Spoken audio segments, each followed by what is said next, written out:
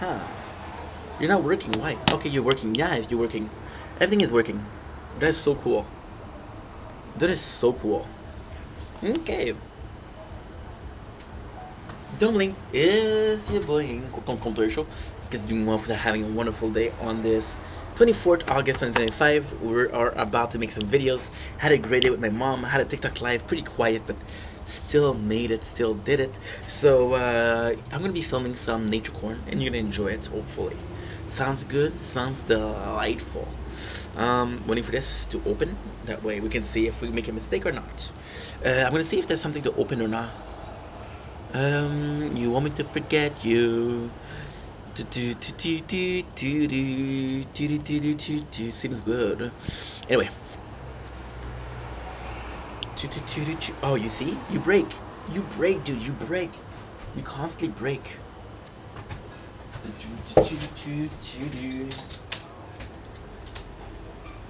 You name on me forever. Don't think it's your boy Hink. Welcome to the show. Guess I'm doing well because I'm having a wonderful day on this gorgeous 24th, 25th August 2025. Oh, resume. Uh, uh,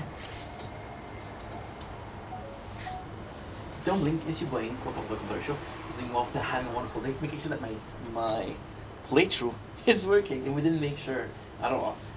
So pretty busy day. Sorry there wasn't a lot of videos today. I'm gonna make it up though because we're gonna be filming a shit ton of videos. So without further ado, here we go.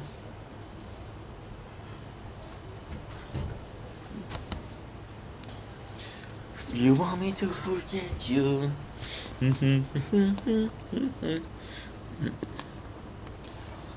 Do da da.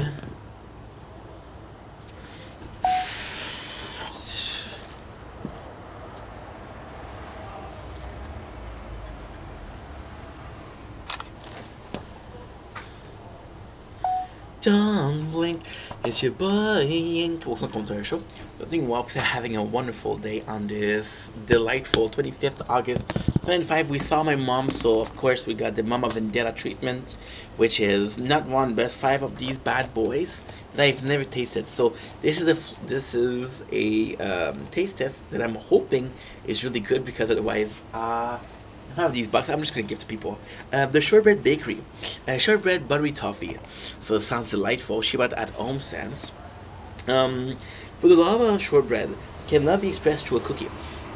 They are delicious, smooth gourmet shortbreads from the Shortbread Factory. And also taste the love baked in. Light, buttery sweet, and exquisite. These carefully crafted shortbread cookies are sure to bring a smile, but be forewarned, they are addictive. You had me at forewarned because your usage of a advanced English made me go like, what? What? A scholar made those cookies? Of course, you can see here that I don't have any skills at opening boxes. My mom printed out some CV today. I hope she took out the fact that I was a expert box opener because that's a lie. That is a lie, mom. So I'm excited.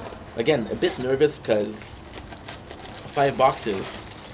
These are the bad boys in question. These are the bad boys in question. I'm showing you the box. These are the bad boys in question.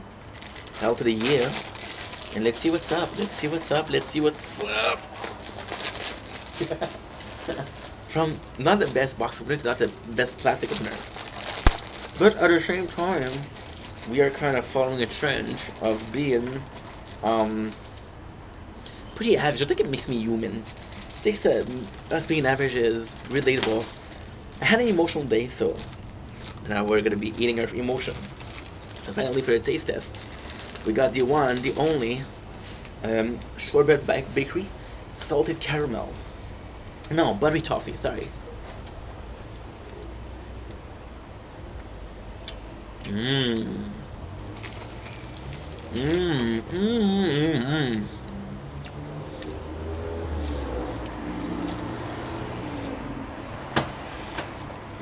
Wow. Oh.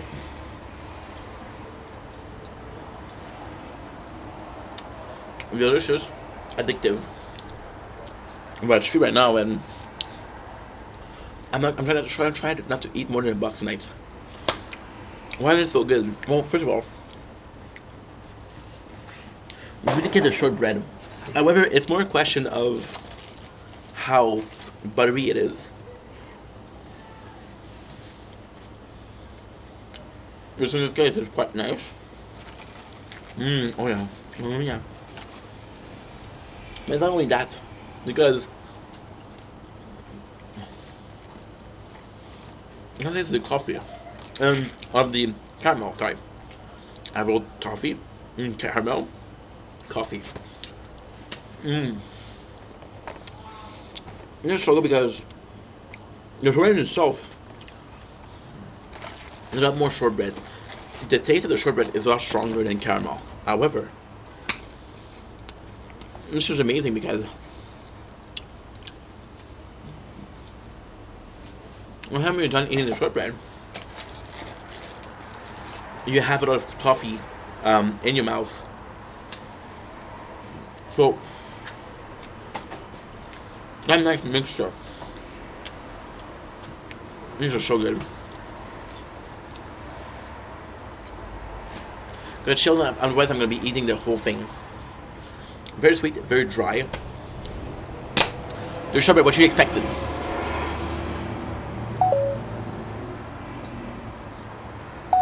Don't blink as you're buying. Welcome to come to the show. Hope you guys are doing well because I'm having a wonderful day on this phenomenal 25th August 2025. Today we're doing a special kind of intro. I usually do my intros in the morning, however my day is nearly finished. So what did we do today? Very good question. I'm glad that you asked because otherwise I wouldn't be talking about it, right? So we're working the background, the tower. Made a couple mistakes, I hurt a couple people, but hey, we're good. We're standing. I'm still standing. Yeah, yeah, yeah. What happened to the people that made that song? I don't even know who did that song. We went to my mom's house today, which was quite nice because we got to talk. I got to chill with my mom. I only see her once a month, so when I see her, it's more special. My day started out really weird. So the plan was to go in and do a little bit of videos, right? And then in the morning I would have the videos and I would be able to continue.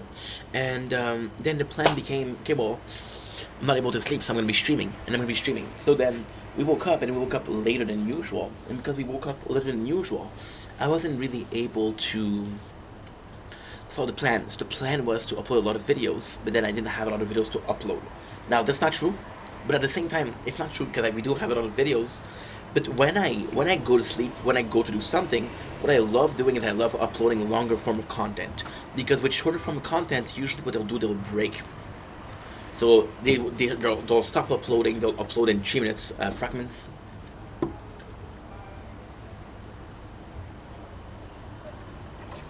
By uploading a longer form of content, and basically you're getting the whole thing, which is kind of nice. So yeah. That being said, and my moment went well. A bit of a discussion, bit of a it was easy talk, but at the same time, it was an easy talk. We had a talk with my stepfather. I don't see him a lot, so it's nice. We don't have the best relationship, but when we do talk, it's pretty. It's nuts. It's nuts.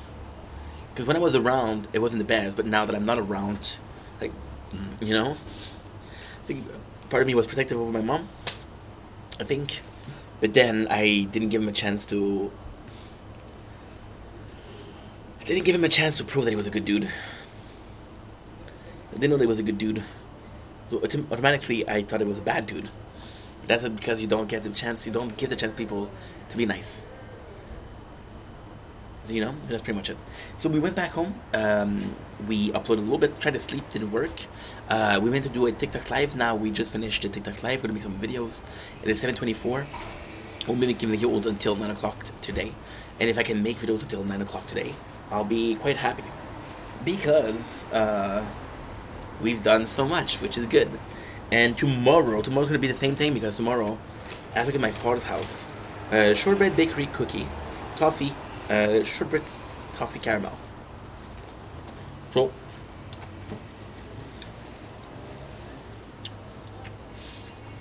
more the same thing. And I'm leaving for 3 hours, so I forgot to call your father, dude. Fuck. I have to go.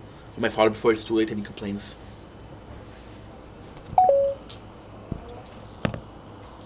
I'm still standing.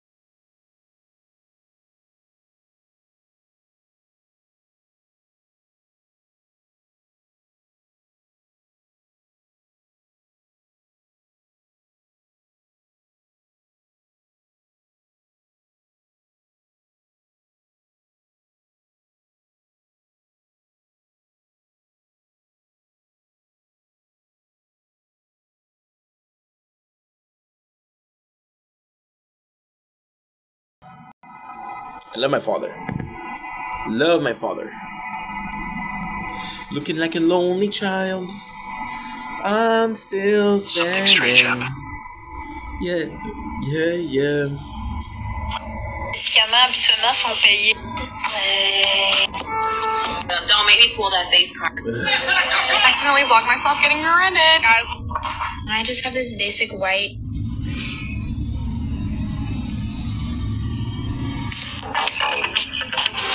This is a floating. Oh oui, trop chou, j'aime tellement ça.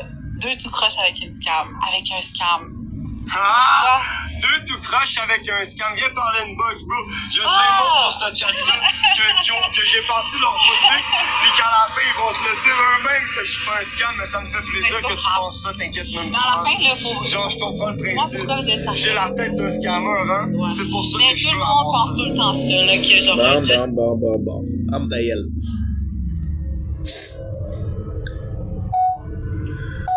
Don't blink, it's your boy. Welcome to Commentary Show. Because doing more of that, having a wonderful day on this 25th August 2025. I should have done this. I should have done this. And don't do this. And then don't blink, it's your boy. I don't know if I should do that. Today is welcome to the brain of Ink Vendetta, which is sometimes brilliant, sometimes below average. So today we're going to be talking about something that happens to me that doesn't happen to a lot of people, but today we're very inspired to make content. So today we saw my mom. Hi mom. And it was lovely. However, I couldn't work. Because I couldn't work, I feel more creative. However, this sudden rush of this sudden urge, this sudden unlocked the door to knowledge. Took that from Fullmetal Alchemist, which is a great show. Possibly come from a lack of self-respect, lack of self-love, a bit of insecurities, and possibly is forced to make content. Possibly is forced to, okay, time to be creative. You didn't do anything today, or it's just that you're using that positive creative energy for one set of videos instead of two. One in the morning, one after when the sun sets. Sunrise, sunset. That's how we would do it. So then you would think that I could do this. I could do this every single day. Only do it once. Focus the creative energy of the universe into one period of time, and then just chill, right? But then you run the risk of wasting one day, and you waste a day, and you're like, holy crap, I'm gonna be so constructive, I'm gonna be so inspired, and you're not inspired, so you lost a day for nothing. So why are we making this video? Because I want to show you the mind. This is how I think. This is the behind the scene. This is the insanity. But then if you're saying that you're done doing things properly, you have to lose your mind doing something that you love. You've never had a relationship where you think you lost your mind. You look at this person and you sold yourself, and you told yourself, I'm selling my sanity for these people. I don't even mind. I'm burning my inner world for these people, and it doesn't even matter.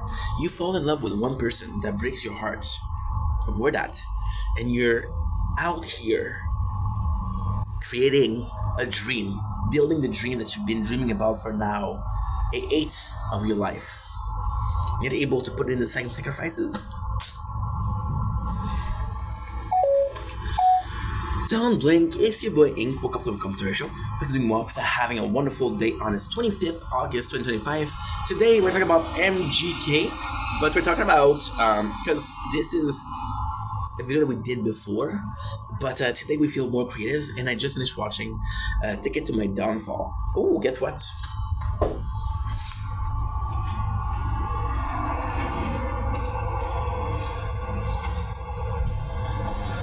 Let's bring on the old chain and balls of multitasking while making content. So, as I mentioned this, MGK, which is insane because I did a video last week about the genius of it, and it was insane because, okay, so let's put it like that, right?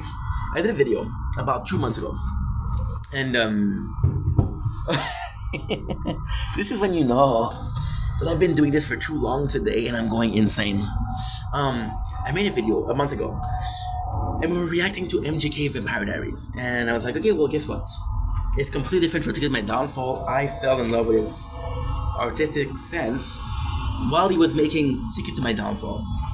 So I was like, you know what? It's good, but it's different, and I don't know if I prefer the old time or the new time.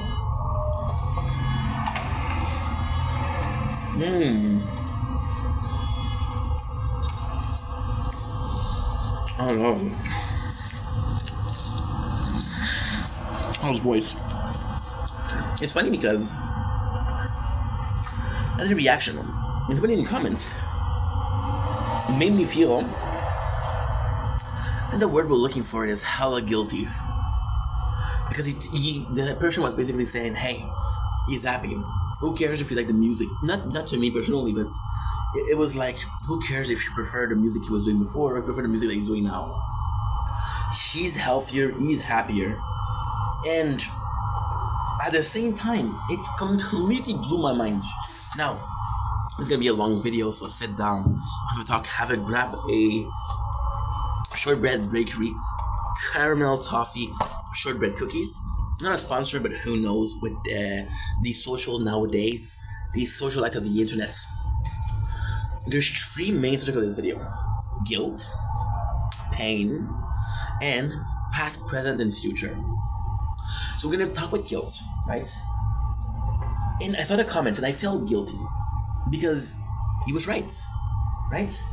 As long as this content creator, because yes, a musician is a content creator, right? As long as he's happier, you should embrace what he's doing. You know what?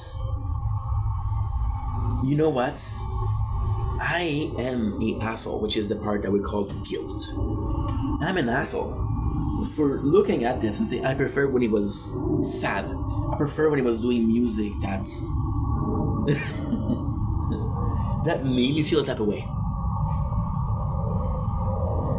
That's bad because this is not caring about the content creator, right?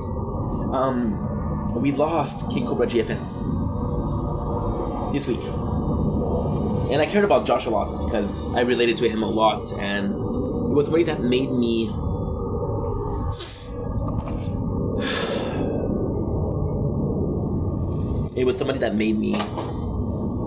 inspired me. You made me more comfortable with being neurodivergent. And based on that was a plus, you know. And ultimately speaking, what broke my heart was Clint, his father, saying that as an answer to the troll, he wanted to delete all the social media of Joshua, King Cobra GFS, as the last fuck you, as the last hurrah, you know. And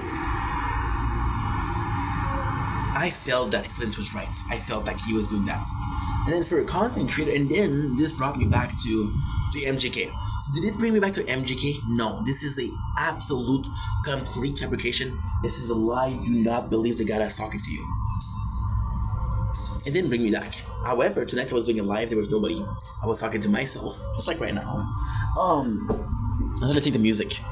And I listened to Take Up to My Downfall, which is the music video that is 49 minutes that he made, right? My apologies.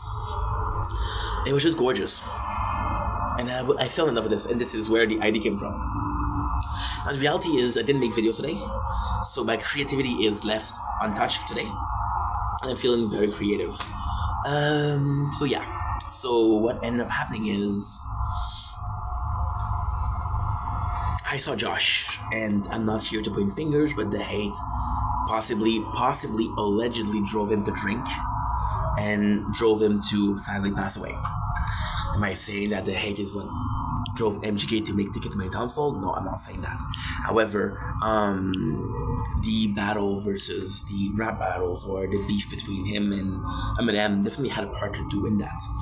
The fact that during filming, in between Ticket to My Downfall and his last album, he lost a baby with Megan, and I still to him like he's my friend. It's a baby, but that's that's awful. You know, that's awful. And there's guilt because he's going through so much, and like, wow, you're a talented genius, you're a musical genius. However, you deserve better. And if your talent is reliant on your pain, then fuck talents. You know? Right? But then expressing your emotion when you're feeling an emotion is also a beautiful thing. And you should be able to express every single emotion that you want to express, even though they're negative or positive. I made a video about King Cobra GFS, and it was a long video, so people didn't watch it. And then they thought I lost a friend. And I was like, I didn't know the guy, but I cared about him. He felt like a friend. He wasn't a friend, but he felt like a friend. I felt like I knew Josh. And again, I keep on bringing back Josh because these two elements are these.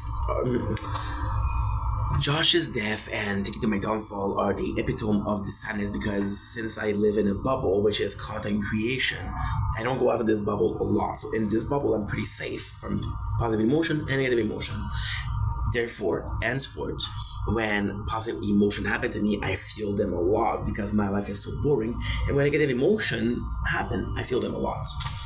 So Josh's death and Ticket to My Downfall are the picture or the physical representation of pain in my week, my month, right? Which is the month of August, which is almost done, you know? But there's a guilt. And out of that guilt, I stopped listening to MGK. How is that making any freaking sense at all? I stopped listening to MGK for a very simple purpose. My favorite album that he did, my favorite music are all Tickets to My Downfall. I shouldn't be enjoying something that's made this life of the musician terrible, right? So out of guilt, I stopped listening to him. But then tonight, it just came up in my FYP, or in my, no, not my FYP. FYP is TikTok. It just came out in my, my recommended on YouTube, you know? I was like, okay, that's kind of insane. So I did watch it. And again, just this feeling of falling in love with an album. The importance of it, I'm not going to say it because I said it in other videos, but basically, Ticket to My Downfall came out and the pandemic. And it was just another period of time to just be alive. It was a completely different world. It was a completely different emotion. It was insane. You know? And that meant something to me. If it wasn't released during that time, I possibly wouldn't listen to it. And just listening to it at work. At work, this is insane, but the movie Ticket to My Downfall was 49 minutes. I had a tent. No, that's not true. What is 40 hours? It's 2,400 minutes, right? 2,040 minutes divided by 40. 2,400 minutes divided by 50, because it's 49 minutes, is 1,200. 1,200 minutes ends up being 28 hours, right? Yeah. So 2% of my week was there. No, it doesn't make any sense, but who gives a shit? Who gives a shit? That was more than 2% of my life, but fuck it. This is when you see that I could be good in math if I paid attention to school, but I didn't. Because these shackles are more than just intellectual shackles. They're eternal shackles, right? A system that you learn and be a good employee. That you done not having your own business, not having your own ideas, not being a business manager, but just following a slavery based on wage, you know? Be a bit of an anti-establishment, but if the establishment was perfect, nobody would be anti it. Okay, let's not be political. I'm getting some time because we're playing the tower, and I need to upgrade my tower, so I'm talking and talking and talking. And I'm not making sense because I'm not focused, but then here we are, we're back. Just there's guilt, and I listened to it, and I was like, holy shit, right? And then there's the we're gonna switch it up. There's the past, present, and future. And the past, present, and future is awesome. I was reading the comments because again, this live was boring, and I was reading the comments. And the comments were talking about how this was the importance of the album, the importance of the period during which the album was released, i.e., the pandemic. Right? We're talking about that, which is, it feels like it's raining, to be honest. Which is, it is important because again, people had nothing to do, people were stuck inside, and Ticket to My Downfall was a freaking movie, was a fucking concert, you know? So past, present, and future, why is that important? Well, past, present, and future is the representation of, yes, that's 35 years ago, move on. Move on. And these are things that I tell myself, move on, bro, there's better out there. But then, who cares? Who cares when it was released? Who cares when it was having? I used to judge my parents for listening to music they listened to when we were younger. I'm doing the same. I'm listening to Breaking Benjamin, Following Your Verse. My biggest heartbreak talking about guilt before, my biggest heartbreak was Ronnie Radke. And I haven't been able to listen to this in Falling in Reverse since then. My favorite song is something that I have tattooed on my body is The Drug in Me Is You. And he's like, oh yeah, I sound like shit on that one. I'm like, dude, you help people, you save life. How dare you? And again, it's his career, it's his music, it's his choice, it's his property, right? If you want to fit on his own castle, then your own castle, right? This is your castle. I'm just living in it. But it's still a heartbreak. And I still thought it was very, very uncalled for, right? But at the same time, as a musical artist, you see a future, right? And you see, as an artist at all, maybe a painter, a content creator, a fighter, you don't want something to be your prime, because if it's something is your prime, you cannot evolve. Us saying that Stick It To My Downfall is MGK's best piece of work is low-key, high-key, telling other people that he will never do something that's good, so why bother listening to him? Why bother creating content if it's not going to be as good? Does that make any sense to you? Because it makes sense to me. It's those clouds are dark, right? I think there's going to be some rain. Are we awaiting rain, guys? Are we? I don't know. Let me check. In my head, just said, but no, there's no rain. I don't do fake love, but I take some from you tonight. I know that I got to go, but I just can't miss the fight, 'cause I stay forever. Very pretend. I treat this life like it will happen again. You'll be my bloody Valentine. Listen, Megan Fox. By the way, funniest thing. I don't say the story, but again, we're gonna put this in the video, even though it has nothing to do with it. You know what we're doing this? When we're putting this in the video, has a part of this is meaningful to me. This is to show you. So we have the pandemic. I have nothing to do.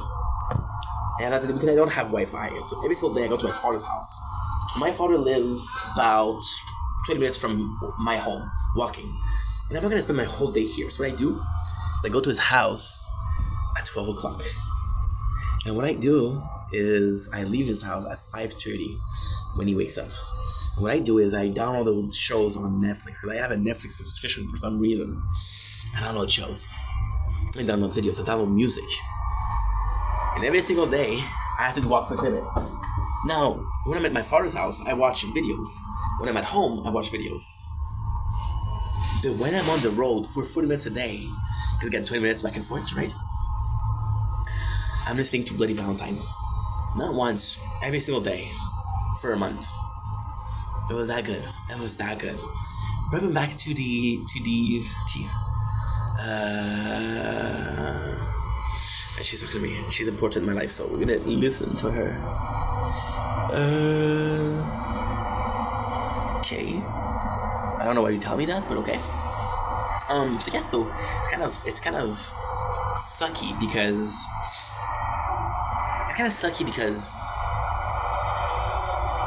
there is behind the scene, there is some. I think that this is his prime, so why bother? And that's not cool. That's not cool, because as an artist, you don't want to hear your fan say that. Yeah? If it wasn't for the album, I wouldn't be a fan though. Duh. So yeah. And then we're coming back to the past, present, and future. Who cares when it was made if I enjoy it? If my present is the past, my future is the past, then the past is a happy place, who cares? But then if the past is a prison in which you're not allowing yourself to move on, we just talked about this.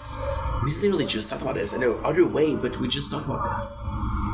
I'm not allowing myself to better myself. I'm not allowing myself to live a better future, because I'm stuck in the past, enjoying what is the peak of my life. But the peak of my life is only the peak of my life because I believed it to be the peak of my life. I believe the peak of my life to be the peak of my life. Therefore, I don't make an effort to get another peak. Therefore, I don't get another peak. And therefore, the peak of my life is still the peak of my life. Not because there's not better out there. Because I imprison myself in these memories. Does it make any sense to you? Does to me. There's a lot of geese. That's why you know I'm Canadian. It makes sense to me. A bit of a crazy speech, but hey, if you're sane, you missed out. So yeah, and that is the conclusion to my past, present, and future. So what's left? Pain, you're right. Let's finish the video with something that's a bit more dramatic. Something that is apropos to take it to my downfall. Why is Get to My Downfall so good? Because it's literally a guy losing his mind. It's literally a guy going through depression. And to me, it's amazing. To me, it's amazing. One of my favorite YouTubers was Ricardo Avocado. Until he said that all of it was fake. It was a character that was playing.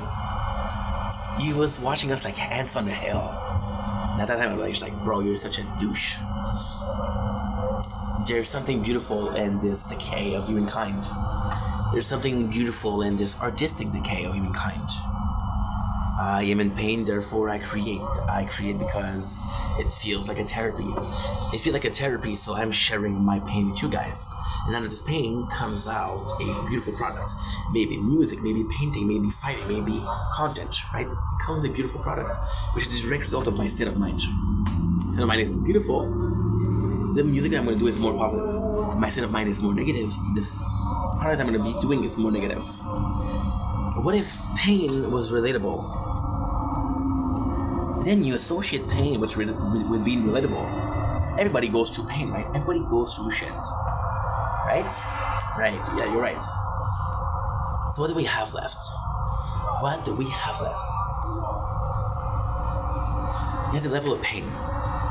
If pain ends up being relatable, then everybody wants to live pain. Because again, you grow from it, this experience. It's a beautiful thing. I'm not talking about self-SH. But I'm talking about a world where you inflict yourself pain. And this is not even like something that is masochist. There's a girl out there, she's better than you, she's out of your league. You still hold on to the hope. Why?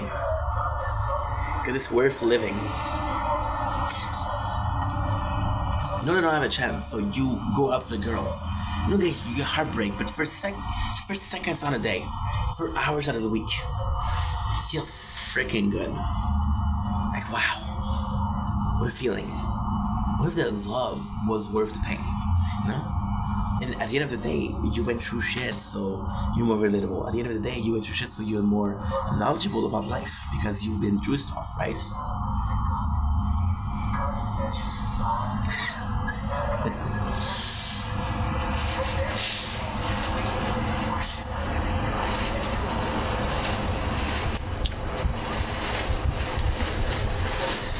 But then there's a level of pain.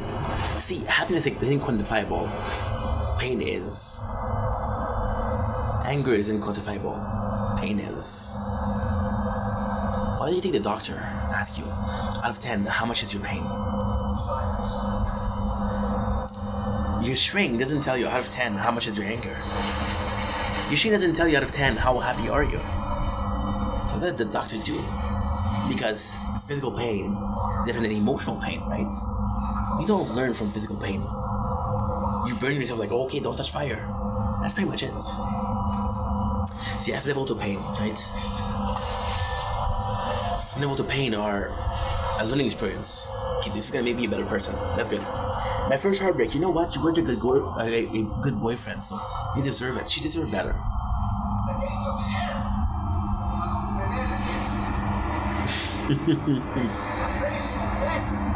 Yeah. And then you reach a perfect level of pain, where you're relatable but you're so inspiring. Like, oh my god, this guy's so cool. You've been through so much. And then just like Icarus, right? You know that Icarus, the tattoo of Icarus mean, right? You know that. Delete. Like Icarus, you fly too high to the just like Icarus, you fly too high to the sun, and that pain changed you and it makes you fucked up. And then you're not cool anymore. You're weird. And you tell them, yeah, but it's not my fault, bro. I am a child of divorce. Yeah, this is not my fault, bro. I just had a heartbreak, right? And people are understanding until they're not. Again, that was 3 weeks ago. Get over it. Be normal. You don't know my pain. You don't know the level of pain. You don't know what I'm going through. You don't know shit. You think you do, but you don't.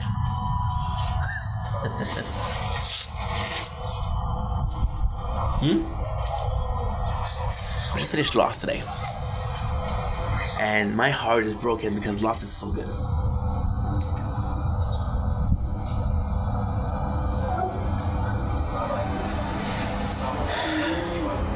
And pain change you. Yeah.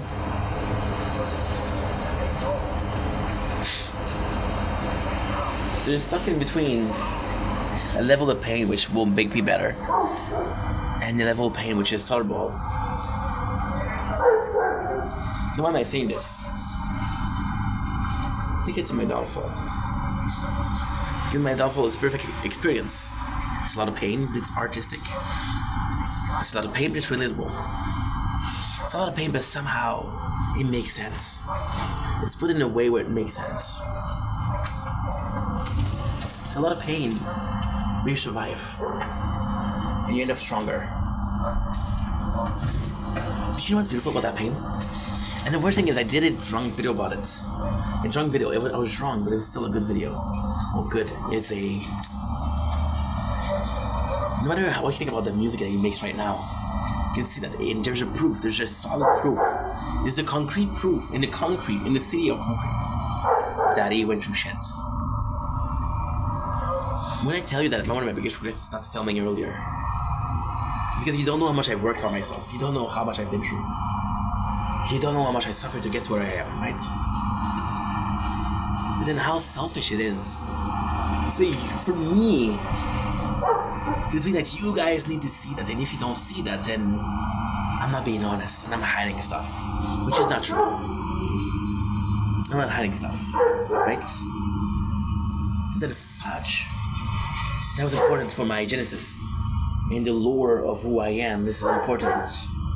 Online, but also in person. Because it altered my brain chemistry. My association of life is altered. You think a baby thinks about injustice in the world? No. Wait a couple of years. Change his brain chemistry a couple of times. And he'll hate the world. That's part of life. That's part of being normal. It's a normalcy of relevancy. You're relevant because you are in pain. You're relevant because you feel alive. You're relevant because you feel an emotion. And this emotion proves that you're alive. In this numbness, there's nothing. And in this nothing, there's numbness. So then I realized that it was quite selfish. I want to show you the pain.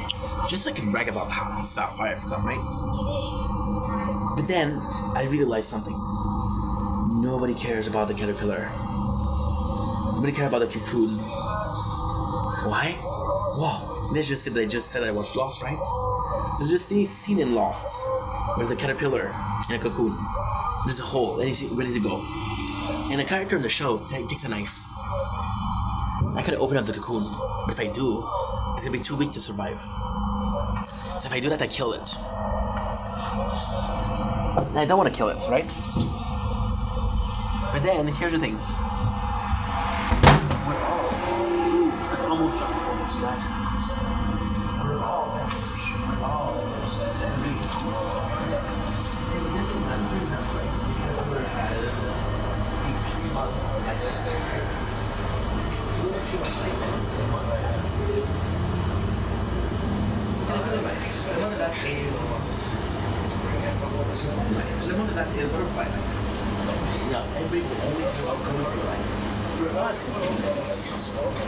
it's a crime. When you're 18, 20, you're 30. At 40, you're old. At 10, you're young. At 50, you're not even supposed to be there. At 60, everybody forgets about you. Right? It doesn't matter. Because some of us will take 20 years to be a butterfly. Some of us will take 40 years to be a butterfly.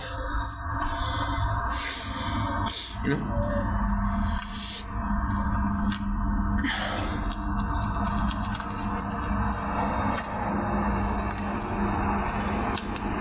The emotion of a butterfly. don't care about how many leaves you add. You don't care about how hard it was to get out of the cocoon. And yeah, that sucks. So as a finale, every single moment of your life is important. Every single moment of your life is important. Why? Good question. Every single moment of your life is important because it leads you somewhere. The emotion that you're feeling right now might not be something that you feel in a week. Or might not be something that you feel ever again. This emotion that you're feeling right now might be a single emotion in your seas of emotions. It might be a small fragment of time in your life. And your life is quite long, isn't it? So all in all, what do? You live in the present. Right? You do what you need to do. You enjoy the moment that is going on right now. And when nothing is going on, you're supposed to feel nothing. You're supposed to say, you know what? Nothing is going on and that's okay.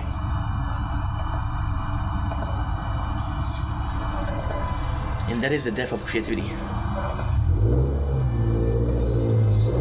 Because as much as you think that past is a prison, that's actually pretty good. As much as you think that past is a prison, and as much as you think as the future is with a concept, I can plan the next 5 years of my life. Let's do it right now. Making content as planned, you know? If I die tomorrow, which I'm not gonna die tomorrow, don't worry. But if I die tomorrow, the idea of a future was pure concept. Because it was predestined that I was dead tomorrow. So if past is a prison, and future is an ideal, then the only left is present. But sometimes present is nothing more than nothing. And that's the secret of life. Sometimes life is shitty. Sometimes life is boring. You should take it, bro. And if you take it, then if you're lucky, and only if you're lucky, you'll make it to tomorrow. And maybe, just maybe, tomorrow is more interesting than today. And maybe, just maybe, tomorrow is better than yesterday. Yeah. Maybe today isn't supposed to hold meaning. Maybe tomorrow is.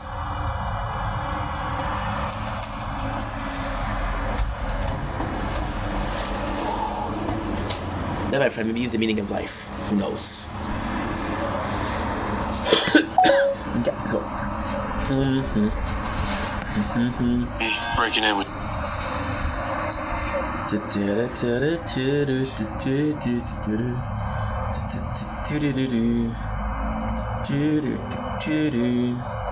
Just a matter of time. 6-year-old. I eat a lot of never food. I eat a lot of junk food. I eat a lot of Hostess Twinkies. But Randy burns it off by spending over 15 hours a week practicing his Peter Pan moves. He takes that whole side of Peter Pan seriously. There is part to 9-year-old's a baddie, holy. be practical. Ouch. Avoid areas where somebody will shoot you. So he can't fly, so that's about the most thing that he can possibly do. Gee, I didn't realize I could jump that high.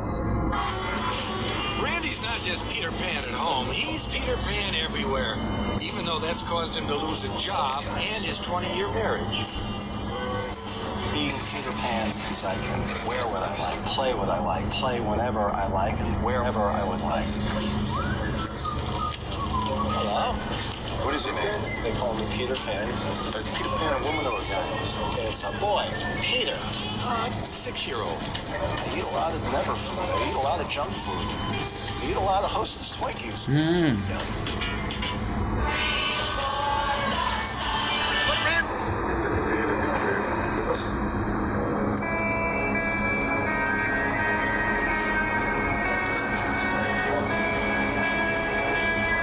What are you doing, dude?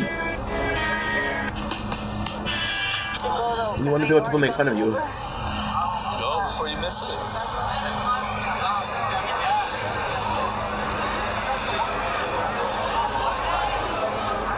Good.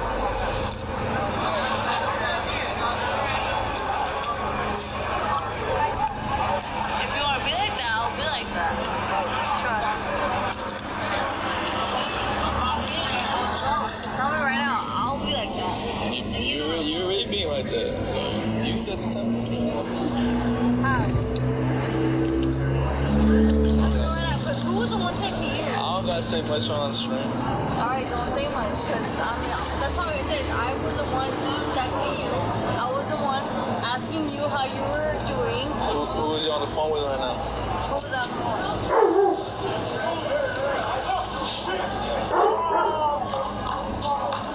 Who am I here with right now? Let me know.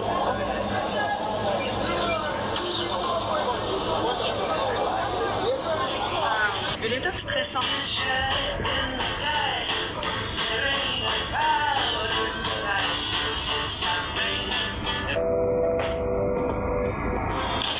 No one really knows you. But we know.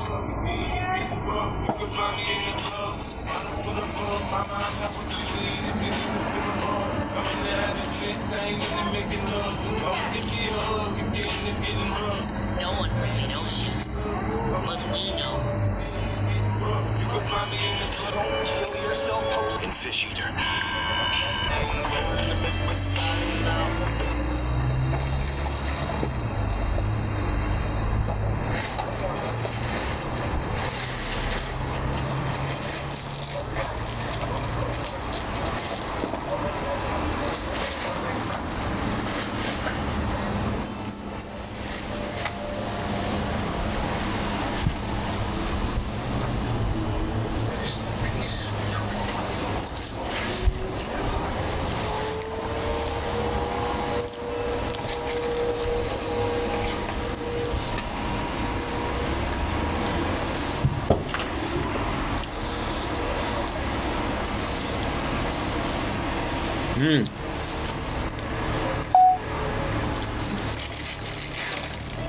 Enough one. Not even a half one.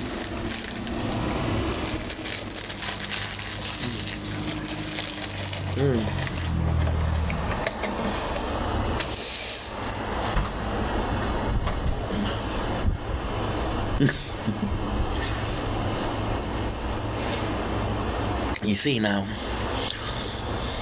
because I haven't been talking. She went in with the music. Now she's gonna hear me. She's gonna go back out.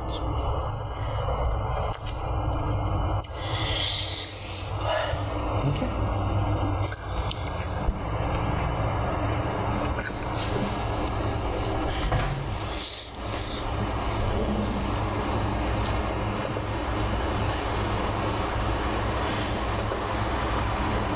Boom.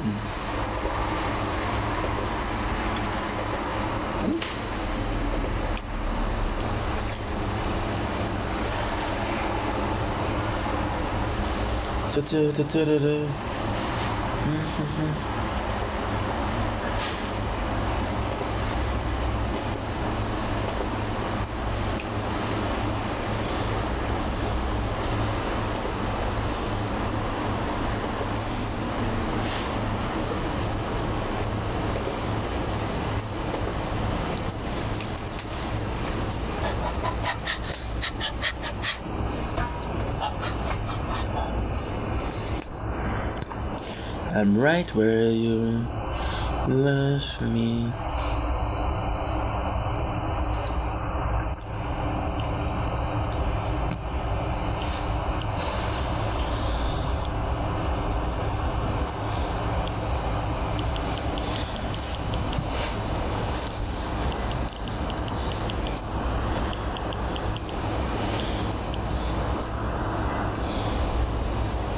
My apologies.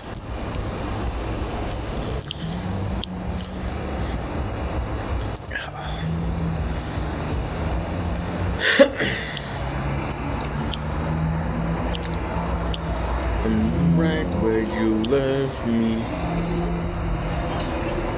Oh, the 5. Fuck.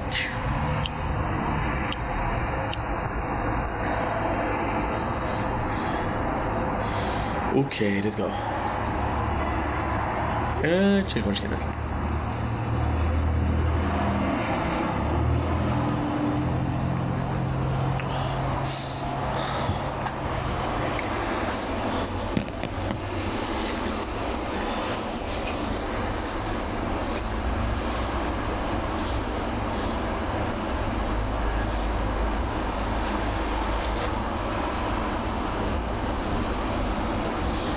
No way. Sorry, I don't.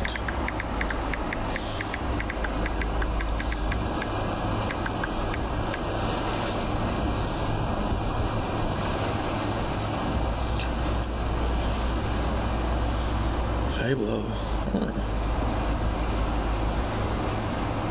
Reaction video to 1 million subscribers, defining success by Ren. If you're watching this and there's a knot tied up in your stomach with bitterness, anger, or hatred for your fellow human being, be with it, feel it, understand it, express it. Fuck.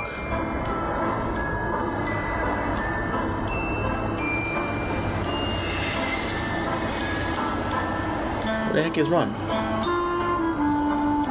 What's wrong?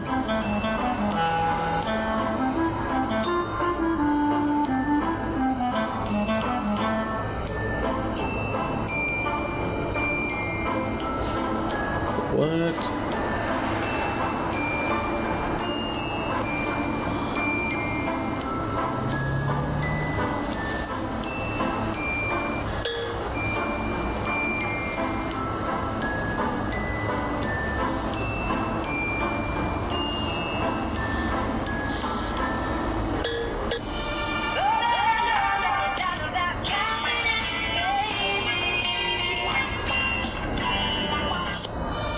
I think it's two, bro.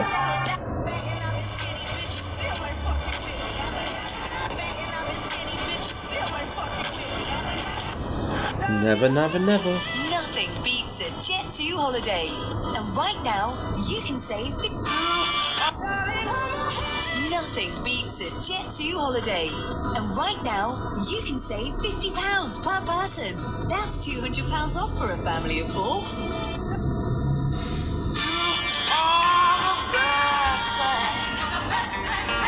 Aww. Aww, Charlie.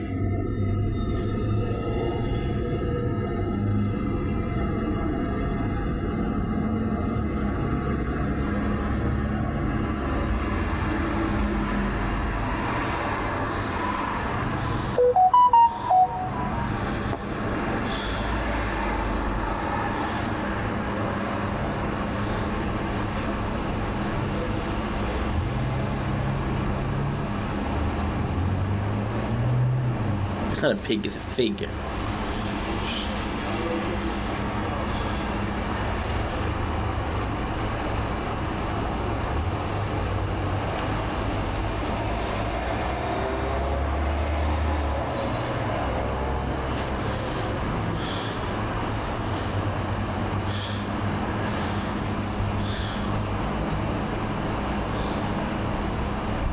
Urgh.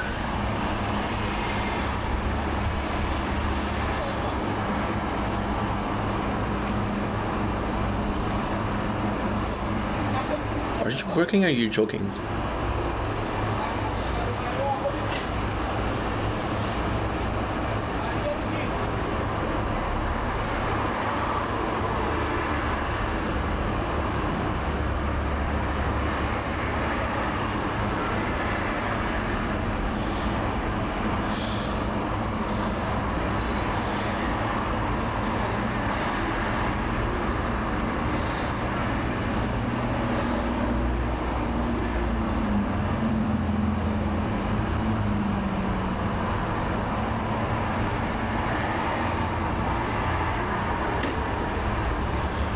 Good belly, dude.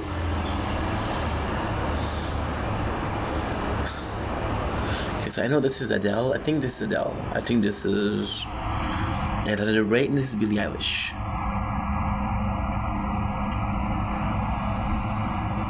Not sure, sorry.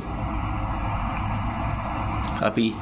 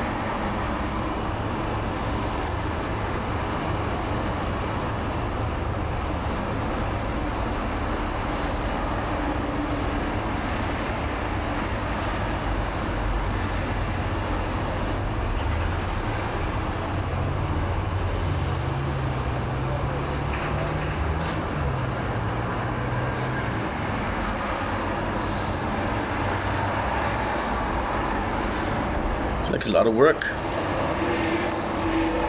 No thanks. No thanks. I'm a good boy.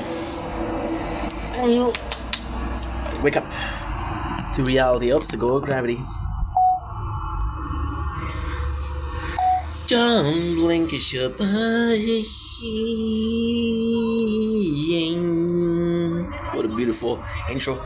Okay, don't blink, it's your brain. Quick controversial. Because I do well, very preppy today. Very preppy. Went to see my mom. I want to look good to make her happy. Very preppy.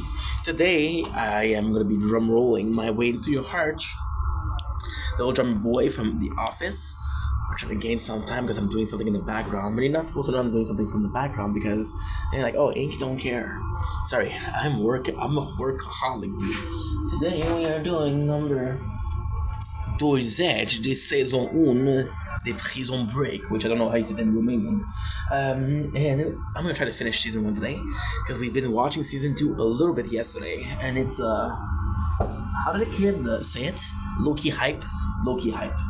Lorsque leur trou est découvert, les prisonniers doivent se passer en tenter l'évasion, mais Lincoln, qui est surveillance, devra peut-être laisser derrière. Now, we're not here saying Ink, the food. I don't think French. When their hole is discovered, sounds odd.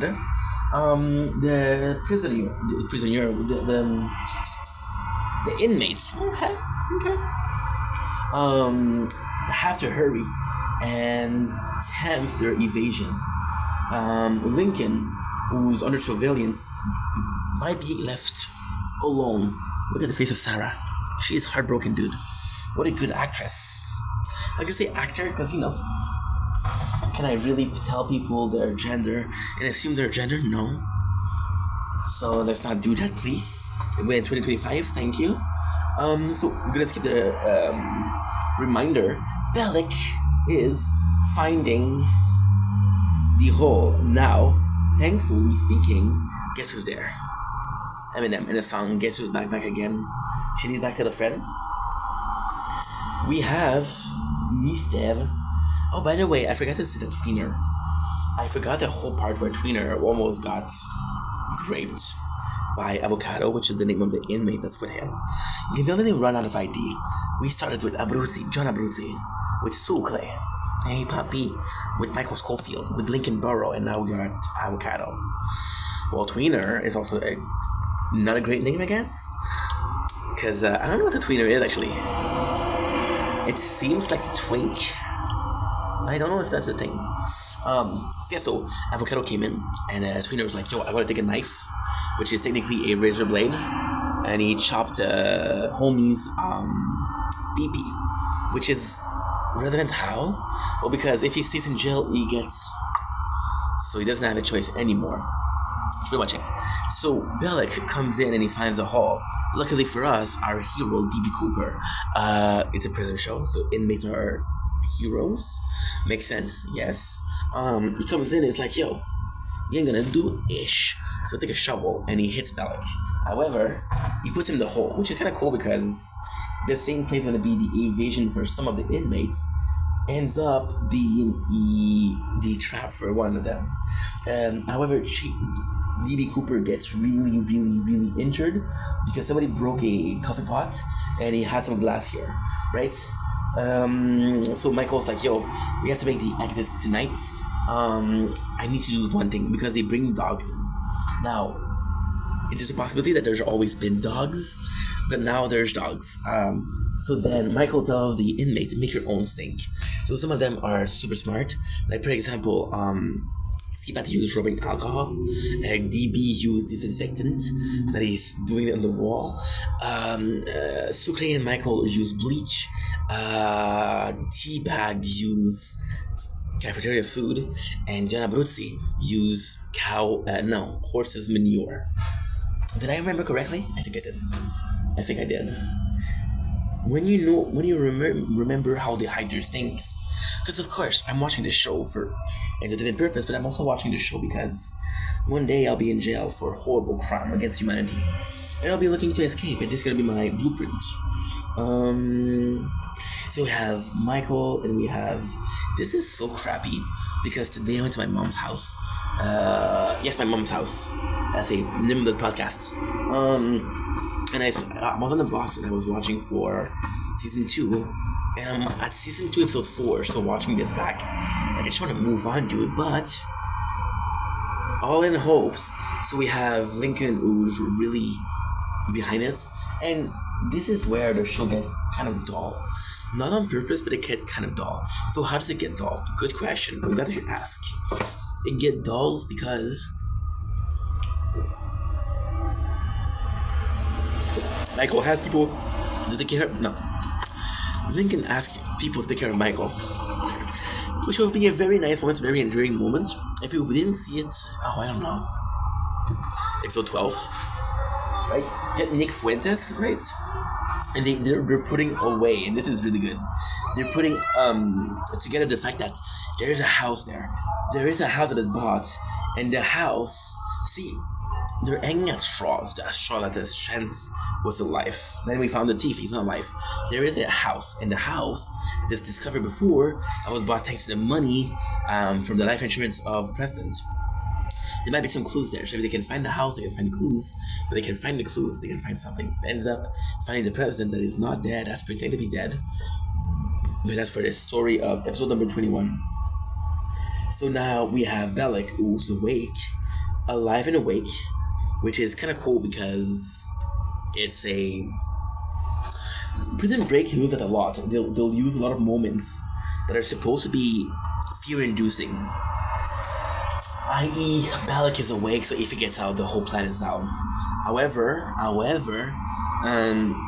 you know the show will have a hand with the boy staying in jail. Because imagine if the show gets picked up. And the show is season 2, and they're still in jail, and the whole of season 2 is them leaving the same jail, using Michael's same tattoos. You know? Just like that. So we got the prisoner, and you got Michael approaching Tweener, right? And there is a really cool scene here. So the news that Tweener just mauled Avocado is out. Michael could be taking it as Pete say, yo, if this kid's get in, he's dead. So this is possibly also why. See, my problem with Tweener is it's actually very simple. Actually, the quality of the camera here is amazing. It's actually very, very, very simple. There's 3 instances that are gonna be our points. Instances, the good guy. Talk about Michael. Talk about John for some reason. Talk about Lincoln. We're talking about who else? John, Lincoln, Sucre, Abruzzi. Talk about the bad guys. CPAT. Okay, then the good guys, there's also DB Cooper. Now, this CPAT is a very unique case. Is CPAT a bad guy? He's not. I think he's a good guy. I think CPAT's biggest issue is he put himself first. But then he has no friend in the crew, so of course he's gonna put himself first.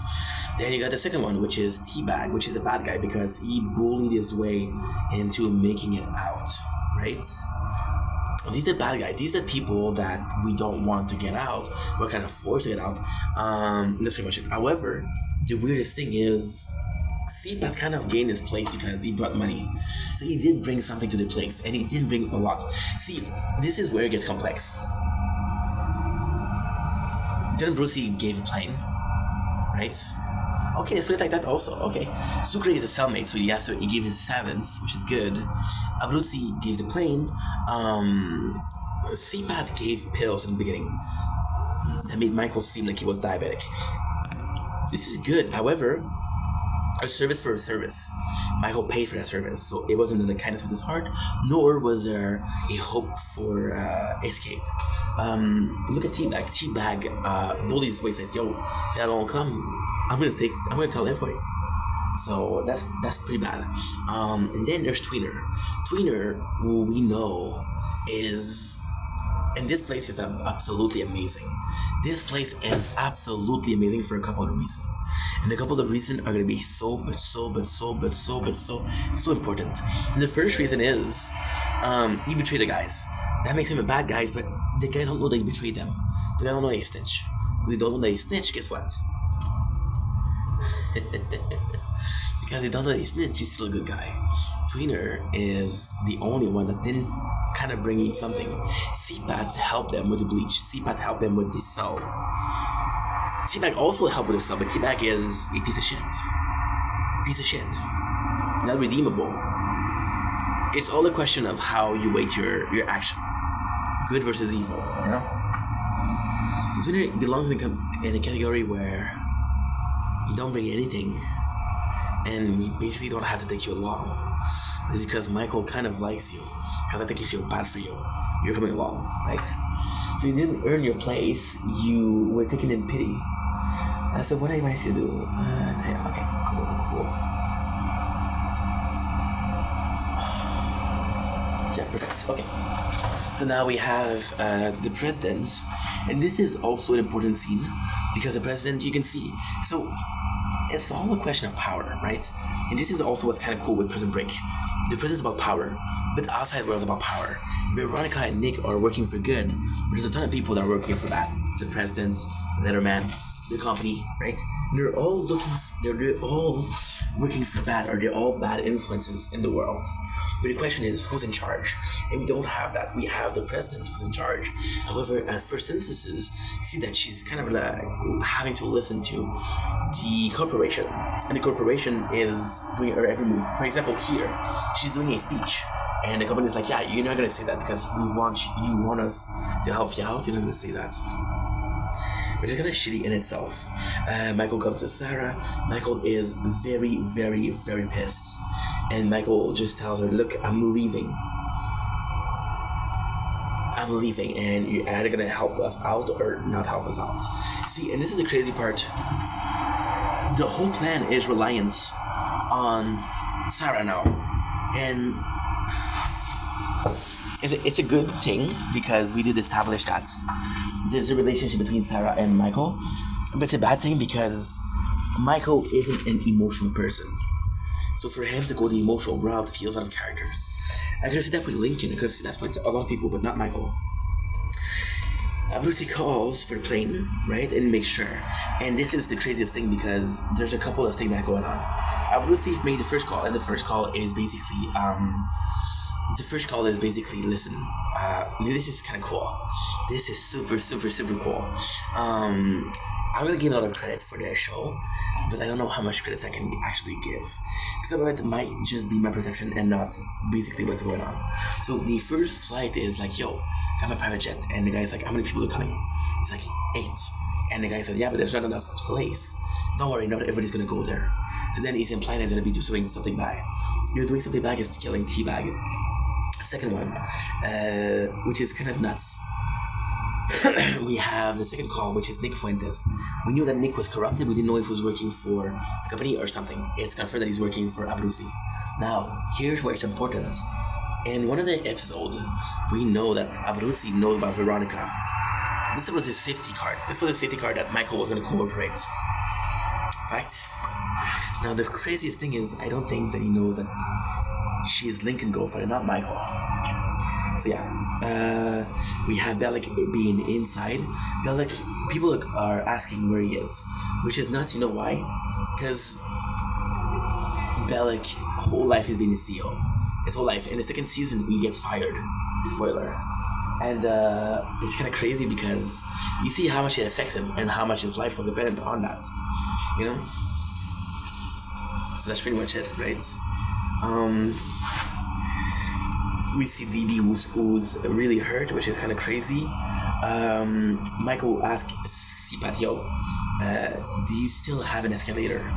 Because if Abruzzi doesn't go in, kind of nuts, because we don't have a plane. Michael wants the plan B, and the plan B would be CPAT and his big car. We got Tweener coming in and said, yo, he's part of it. They find a drop of blood. So the guard find a drop of blood. This is a stupid scene, but it makes sense. It's a stupid scene because there's a drop of blood. Or it's a stupid scene because somebody is bleeding. Nobody cares. Michael said, oh, it's me.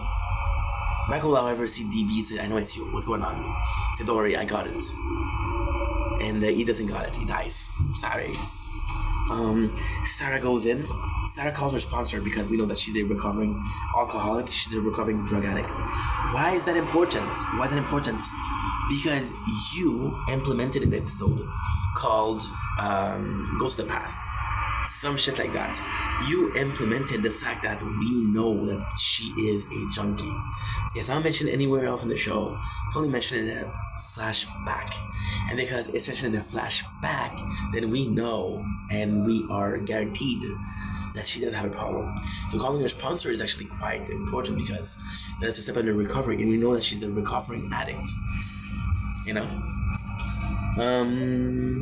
So then Michael talks to the Pope, and it's a really nice moment because the Pope tells him how grateful he is, how Michael's a good dude, how he owes Michael a lot. And you know what's insane? Michael already planned to use both. So he has a shank, which we see. You know the craziest thing? The secretary goes in and says, hey, I know he seemed like a rough guy, I know he seemed like an asshole, but he actually really cared about you, he actually really valued you. And that's to show that Michael should feel bad. And this is more so like Michael should be an asshole, but he's not. That's pretty much it. So Michael goes to Lincoln and said, yo, I'm gonna have my escape plan. This is nuts. C-Path gets jumped again by his old crew. Why is that important? Because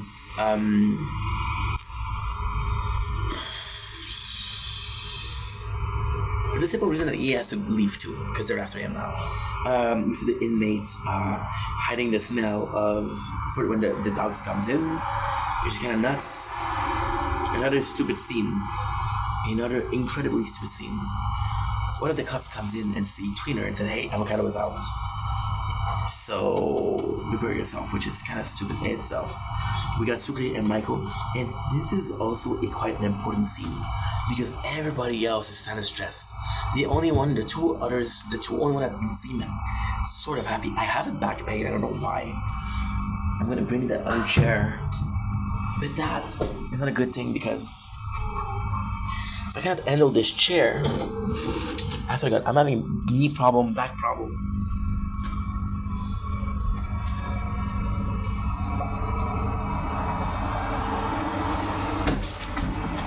Either my body is failing because I'm too fat or I'm getting too old.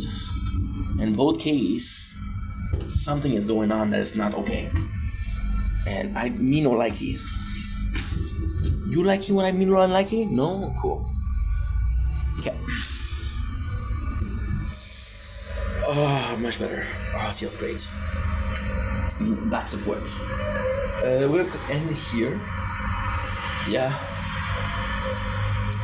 The quality of this camera is insane. I'll never need anything else. I swear to God. I swear to God. You don't know what I've been through. Convoke. We got a lot of scenes with Sarah. And the scenes with Sarah are double intendo. So the first intendo is she's gonna drink, she's gonna be falling back. At this point, do you care about Sarah because she's not of interest of your main character, so you care about her. She is the Kate of Jack for Michael. And Sawyer ends up being Sawyer. Sawyer ends up being Lincoln. Fuck. And the other scene is, did she leave the door unlocked? More pressure on the president. Michael doing the last thing.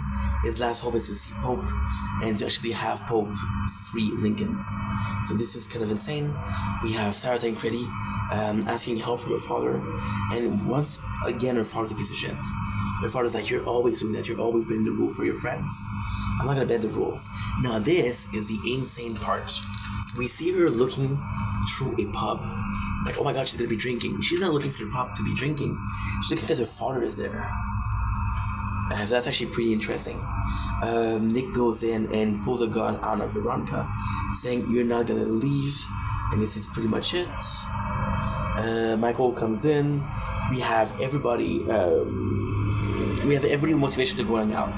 So for example, C-Path is the fact that he has, and this is kind of weird, C-Path has his daughter, Twitter has Avocado, Michael thinks about Lincoln, he's thinking about his girlfriend, Abruzzi thinks about killing Fabioso.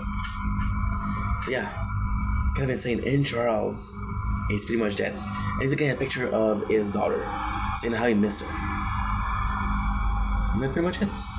So we have a scene, and we don't know if Sarah unlocked the door. Now here's the craziest thing. Michael, who doesn't know if Sarah's gonna leave the door open, which is the biggest scene and the biggest important of the scene. Trust out of anybody and everybody. Trust her. And goes in and take a shanks with the Pope and say, yo, you're gonna get my brother out. And if you get your brother out, what if the door is not open? You know? So it's kind of insane. We're still in a good mood, we're still energetic, so what I'm gonna do is I'm gonna do more. Like I said, I would love finishing the first season today. We got what? We got... Ain't no way! There's only 2 left, I didn't know that. Wait a second. So every episode is 22. 22, everything's gonna be alright. With sitting next to you. I don't know about you, but I'm feeling 22. If you're not singing with me, then you're singing against me. And if you're singing against me, I will not accept it. I will push you out the door. I love that I'm going back to season 1 and they said, yeah, you just watched season 1 episode 15. I didn't. There's only 22 episodes, so 22 times 4 is 88, and the season 5 is 9, so that's 88. 97 episode versus 109 that we taught, because it was 25 episodes, which is 25, 25, 25, 25, 100, and episode 109. Now we have 80. I don't even know how much we have. I'm tired. Let's get this overito. 22. Everything's gonna be alright. Why is the song in my head? In my head, I see you all over me. So we got number one, episode 21, which is the big night. Michael forced Pope to transfer Lincoln and the infirmary of the prison. The escapee. What is that song? You hear that song, don't you?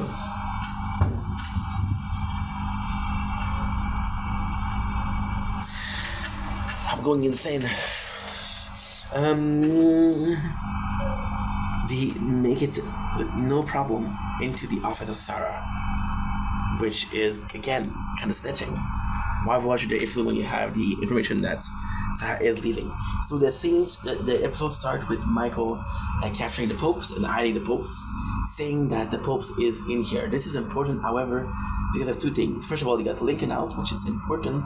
Second of all, the Pope won't snitch because he's there. So 2 parts. Sucre is justice. Sucre is chess, and this is kind of like a normal. This is very humane. This is very nice, because the whole time Sucre didn't give a schnitzel. Sucre didn't care about anything and anyone. He just trusted Michael, and now he's having doubt, which is normal. He's not having doubt versus Michael. He's having doubt before the plan. C-Pat gets dead threat again, which is only meaningful because we like C-Pat now. If you gave me C-Pat as getting dead threat 7 episodes ago, I would be like, okay. Now I'm like, oh no, please don't kill my boy. He actually has a good backstory, and actually a good character. It's just I don't like the way he forced himself upon the plan. But then again, if you had a chance to see your daughter, what would you do? How far would you go? And that is more humane than any of them. Well, maybe not Sucre, because Sucre is going to see his wife. So that's pretty much it. His pregnant wife. So we got everybody again preparing themselves. What they're doing is they're pushing their clothes for White. Why? Because White is going to be the Mental Institute. The Mental Institute. So that's the thing. Fox River, which is the prison that they are, is high security. The psych ward isn't high security. So if they can pass as psych ward inmates, then they're not going to be as problematic as people in blue. Which is the uniform of the prison. Makes sense? Makes sense. So everybody is trying. There's a couple of good moments. Sucre Friends comes in. He's part of the escape too now, which is kind of crazy because he wasn't part of the escape first of all, which is kind of weird. We got the whole crew of CPAT looking for him, but then the boys, they protect CPAT, which is kind of cool. Veronica asked Nick, why did you do what you do, right? And Nick said, I'm sorry, but this is what I was asked to do. Everybody leaves except for everybody leaves at the end. There's Sucre and Michael, and there's a nice scene where Sucre asks Michael, are you sure? And Michael's like, yeah dude, I'm sure. There's also this great scene where you see Sarah and you're still not sure if she opened the door or not. However, she's done what she can. So for example, she talked to her sponsor, she couldn't talk to her sponsor. She talked to her father, she couldn't talk to her father. So this is really like, okay, well, I made my decision, I made my bed, to die as a throne. She's out to jail, which is kind of important because there's two possibilities. Either the two scenes are filmed simultaneously. Sarah is out looking at the sea and thinking, while the escapee are escaping, or Sarah in the day thought about what she's done, and now you can wonder. So for example, right, if she's out there right now, she didn't do anything to stop the prisoner, which would think that, okay, well, possibly she opened the door. However, if she's smart, not opening the door is as good as stopping them, because what they're gonna do if they don't have anything? Does that make sense? No? Yes. So basically, Sarah doesn't have to snitch. Basically, Sarah can sabotage the plan because she's part of it. She's important in the plan. Because she's important in the plan, her inaction again. Fleet increase adjusts. New feature banner. Okay, I already read that. I already read you. It'll happen once again. I'll turn to a friend, someone who understands. I got the Matrix. Percent, you know. We'll go with the worst skin ever is Easter skin. What a nasty skin. What were they thinking? And it'll happen once again. I'll turn to a friend, someone who understands. The Matrix skin is actually pretty nice. As related to the Matrix itself, it's actually pretty cool. Because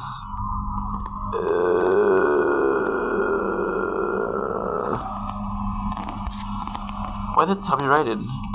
What did I do? What happened? No copyright issue. Oh yeah. Will happen once again.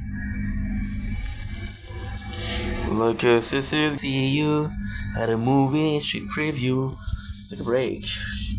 Let's take a break.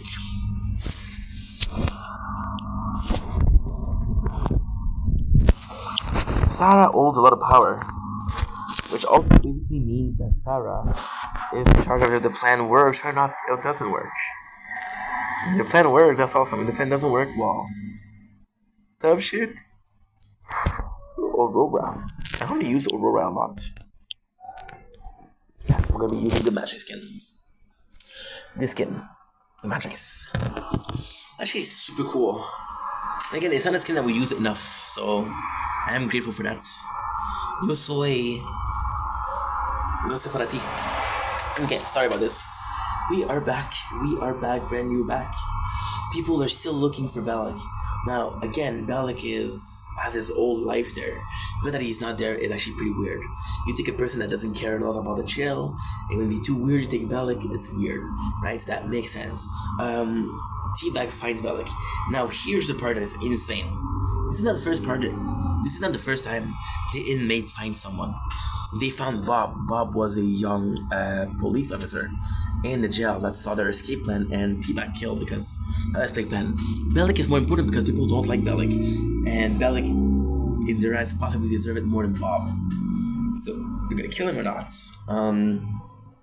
Veronica is still a prisoner. Michael used technology and smart to find the door. The president is once again victim of the corporation, and this is kind of cool because this is where Lenderman. So the first time we see the Lenderman and the corporation together, Lenderman just fucked up. And then he's like, I didn't fuck up. Are you trusting me or are you trusting them? Which is kind of important to the story. So we have the door that is unlocked, which is kind of nice. Sarah decided to use again. The friend of Sucre isn't doing well, but then this is nuts. This is not for two reasons. Because, my God, this is bad. Okay, they put the friend of Sucre as a fail-safe. They want the plan to fail, and then it's bad, but it's kind of nice in itself. But it's more than bad. So basically, what you do is you put a character that you know is gonna fail, or you put a character that you know is gonna fail, because the whole time Michael always had a step above. He was a step ahead for the escape plan. So no matter what happened, Michael, there's never a moment that felt like they wouldn't do it. For example, Lincoln getting executed doesn't matter because the other guy can't escape. Do I like Lincoln? Yes. Do I think Lincoln is at this very moment the most important part of the thing? No. However, season 2 they fixed that, which is great. Another moment, okay, when Michael loses tattoos. That's a great scene. However, if you pay attention, you know that Haywire had the painting, he had the drawing, so he knew it, you know? So again, he kind of knew. They put a friend of Sucre, which doesn't have a lot to do with the show. They know that something's going on because you see the burn, but that's about it. So he doesn't have a lot of implication. Why? That way, if he fails, he's gonna snitch everybody. Because he snitch everybody, and it doesn't matter how successful they were. The weakest link is his weakest link. A chain is strong enough as his weakest link, and the friend of Sucre is the weakest link, and the chain breaks. Now, Michael, brilliant, set up the alarm of the psych ward. So that's important. Why?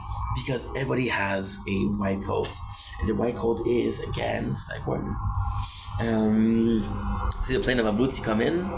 This is kind of nice because you see all of his friends. However, the plane has to go because there's too many problems. Got Michael, and this is brilliant because Michael goes in, and this is the same guy that we saw. So why is that important? Well, it's important because we established that they have a relationship. However, the guy is in dupe. He knows Michael, but he doesn't know the inmates. So I never see them. So that's psych ward. So this is where you see Veronica goes in. And this is insane because Nick is taking her to the plane. Because Nick is taking her to the plane, you can actually see that, okay, well, she's going to be meeting with Abruzzi. And Abruzzi is going to say, no, you don't get to the plane unless you tell me the witness. So then they leave, they go all the way to the infirmary. CPAT know that DB is in pain. However, what is the nice part here? What is the really nice part here is you establish a special bond between DB and CPAT because they're both father to a daughter, right? So this is what's going on. Netherman asks for reassurance, the fact that he's important, and because he's important,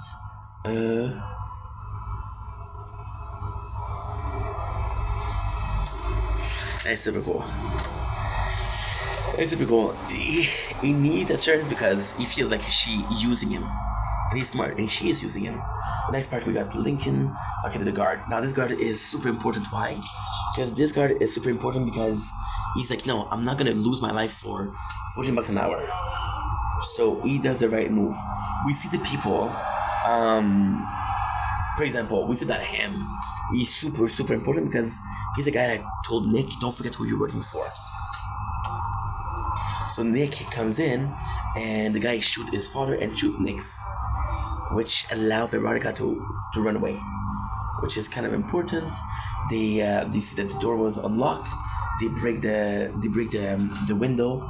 What they do is kind of cool. They use the elevator to do so. However, A-Wire is there, and A-Wire is good because A-Wire takes a walkie-talkie. It's like, yo, I'm gonna run the alarm if you ring it. So that's actually pretty cool. Everybody gets to escape, right? But at the same time, they discover the Pope is in prison. When they discover that Pope is in prison, he tells them Michael is trying to escape. The whole crew is trying to escape. Everybody's trying to escape. There's 3 last people. DB doesn't make it. DB dies. And DB, what is super nice is he tells them where he died. He tells 2 people. He tells Michael and he tells CPAT, which is important. You know, it's kind of cool. I did like this.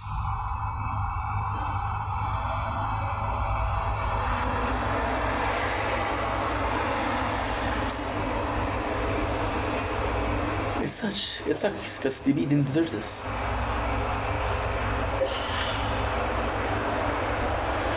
So Michael does it. Of course, he's the last one. They get caught. The guy is too fat. He gets caught and he breaks the line. That's the end of the episode. Not the greatest, but hey, I'm so that we're done with season 1. Now we can move on to season 2. What?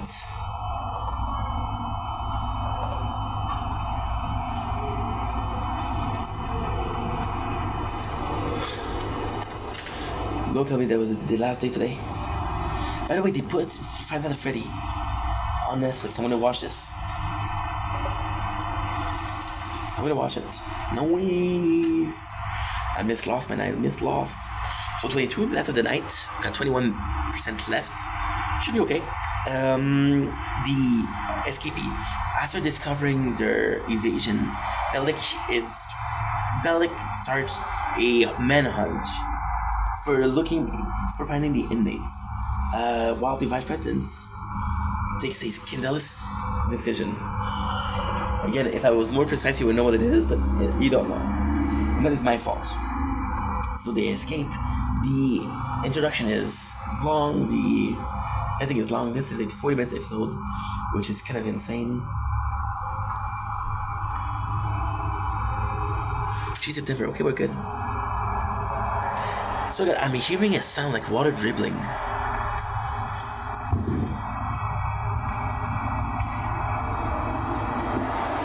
Shit, I don't know what's going on. So we see an episode between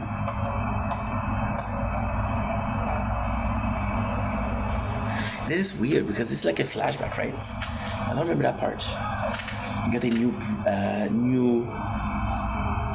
Abruzzi talk between Michael and him, and Abruzzi's like, yo, did you go? And it's like, nah, and a few seconds back, you're still in, and John Abruzzi is still in, and John is like, yo, I'm a new man, I'm a new soul. So Michael tells him you won't need the witness, and he says, yes, I'll need the thing. Now, why is that important? It's because of 2 things. When John Abruzzi came back, we thought he was gonna go after T-Bag. So him and T-Bag have one thing in common. And that link in common is Michael. So, in fact, Michael possibly is more of a fan of Abruzzi for obvious reason. It's important.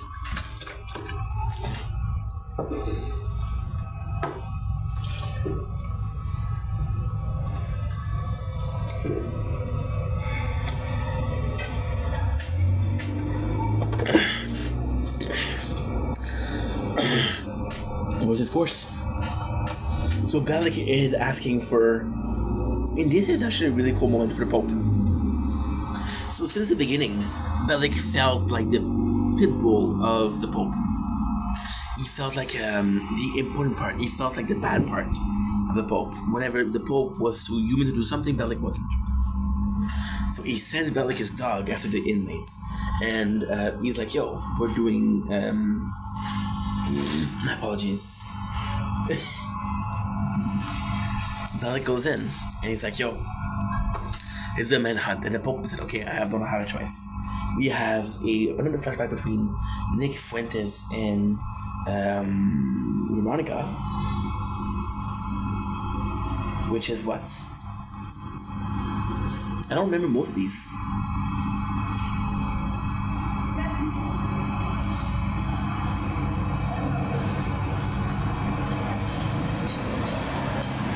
More of Nick trying to slow down Veronica, I guess.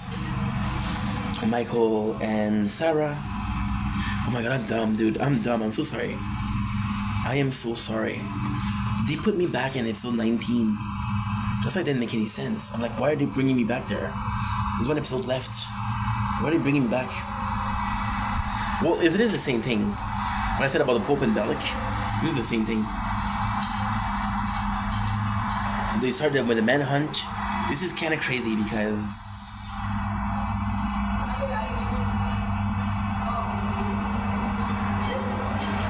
who is Westmoreland? I'm hearing this sound and I don't like it because it sounds from very close. Westmoreland, Prison Break. Prison Break. Prison Break. Okay.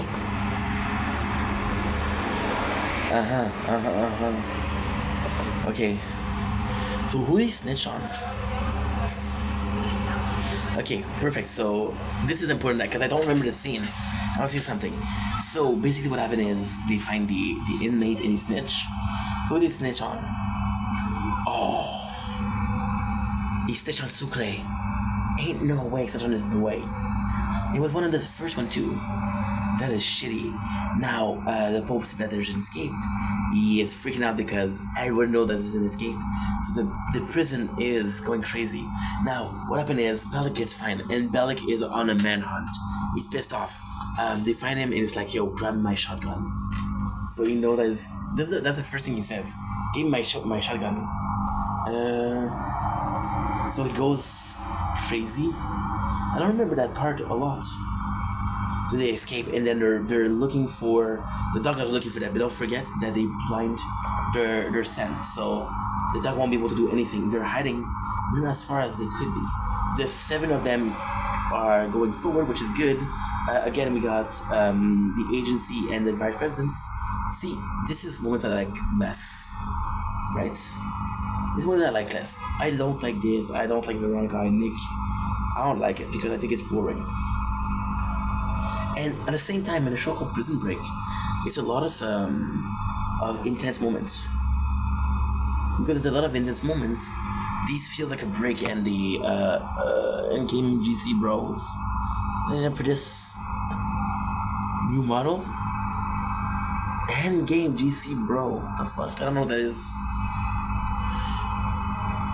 Okay. So what am I missing? I'm on Reddit for the tower. The 7 are there. There's a car there, which is kind of good. Bruce Lee is the last one.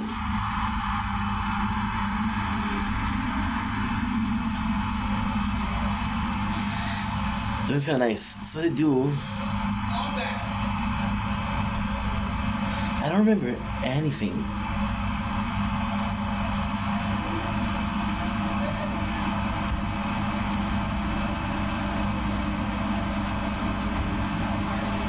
Michael breaks down the real life, okay? Because they make him invisible. You send A wires to get the keys, but then they leave. Now they realize that it's kind of crazy because they realize that and this is such a good scene. They realize that that the door wasn't forced. Somebody left them in, so this is implicating Sarah. T-Bag goes in, and Abruzzi takes a gun. And he's like, okay, well, what do we do? Now, T-Bag is fired because T-Bag takes a handcuff that we show him getting, and guess what happens? Guess what happens? He's taken to Michael. So if they kill him, Michael cannot escape, and Michael is behind the escape plan. So that's pretty freaking smart. Balak finds the person that knows that there's a car that was there. He knows what the car is. He knows what model it is, what the color is. So they know better to see it. The Pope asks who did it. Yes, which nurse did it, because it's a nurse. There's 2 possibilities: Katie, the friend of Sarah, and Sarah. So Katie said it's Sarah. She has taken for Schofield. Now this is the great part because who asked her? The Pope. The Pope was charmed by Michael, and Sarah was charmed by Michael. You're right. You understand what I mean? So this is kind of good. So we got this, we got that. The tire is messed up, and this is kind of bad.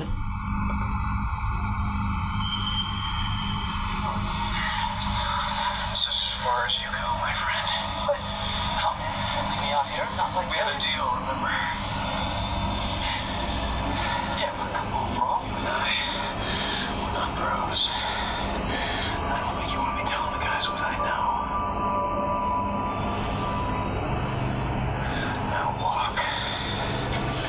So Michael, tell Tweener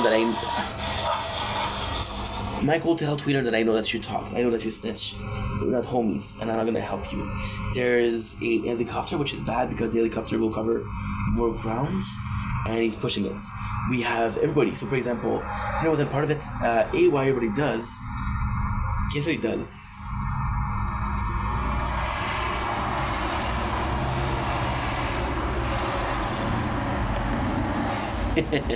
He's still a bicycle, which is insane. The guy for the aircraft, somebody said, hey, there's an aircraft here, I don't know where it belongs. And then the police come, so the airplane leaves.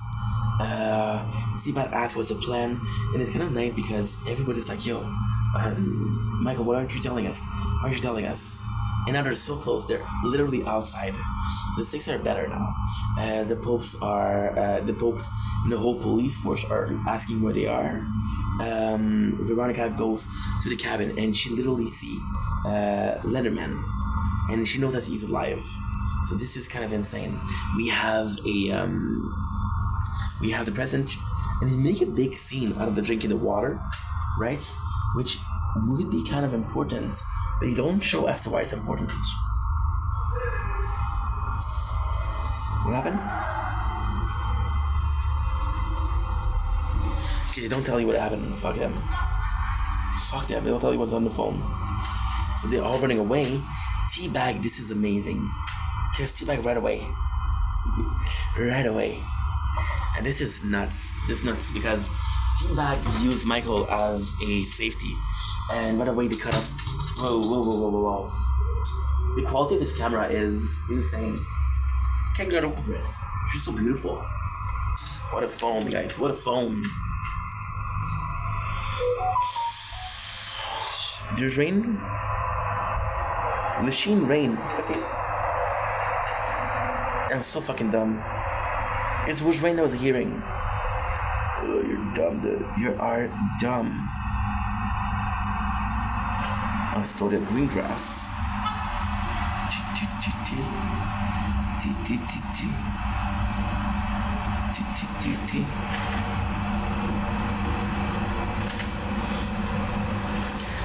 See? Hi. We'll do a 36-minute video, so at least we're doing. We got 89% battery to finish this. So right away, they go in, they find an axe, they put T back there, they cut off his end, which is kind of messed up because that's how far you're willing to go. But again, the person that's doing it is Abrusi, which is kind of good because if it was Sukri, like, oh man, can't believe he did that. But Abrusi, you would feel that he done that. So they go in. Tweener finds a place hidden in a horse, a cage. The Pope calls. Okay, cool. I know what happened. I remember what happened now. The Pope calls the president, Tancredi, father of Sarah, and tell her your daughter's in big trouble. So now we know that she is her. The vice president becomes the president because again this is kind of important. Police goes to Sarah's apartment. She is ODing. She's not dead, but she OD'd. And the episode ends with the airplane leaving.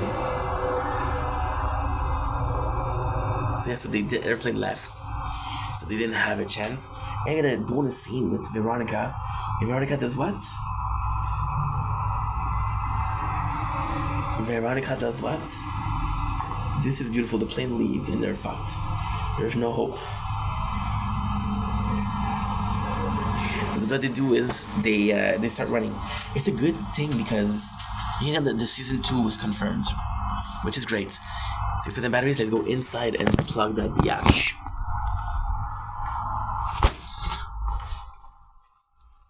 Oh.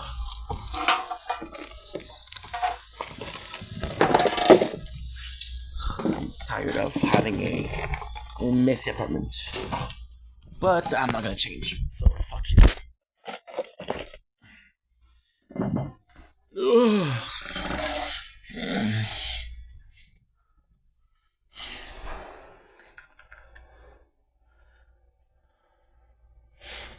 And what is the big secret? Well, we learn that the president is alive and we have to prove that he's alive. So he'll say the truth. This is how season end. Season 1 ends. I'm at 3% batteries. I'm gonna let you guys go. I love you guys so much. And I'll see you guys tomorrow for some more Prison Break. Take it easy. Peace. Don't blink, it's your brain. Fuck on the show. Doing well because having a wonderful day on this 25th August 2025. Last behind the scene of the day. I'm on the couch right now because we need to charge the phone.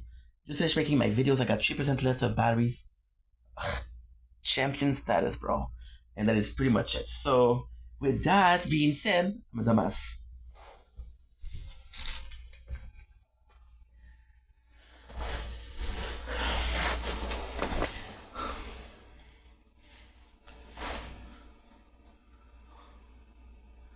It's raining outside and I forgot my phone outside. So with that being said, we did some really good stuff. We filmed for 2 hours, which is great. We're gonna be waiting a little bit. See, there's a TikTok battles. Plus, I'm trying to play some Moonscard. I'm not sure yet. But I love you guys. Take it easy. Peace. Have a wonderful night.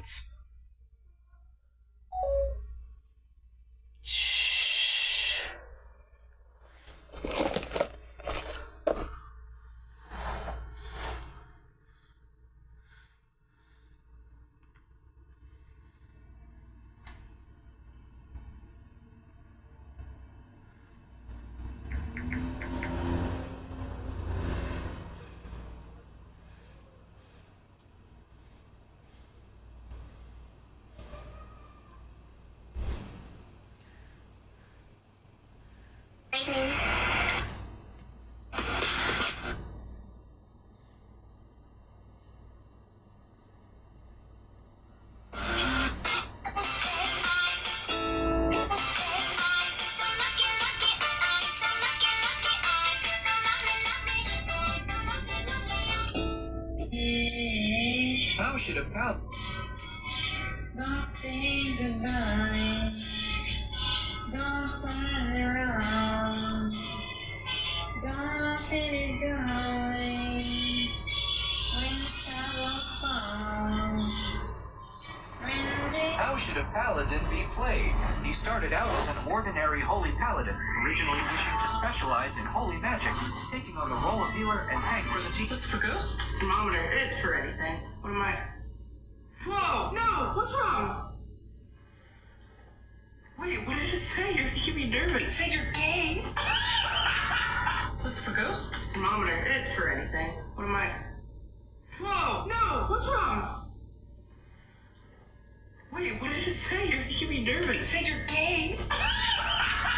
Is this for... You don't want to go.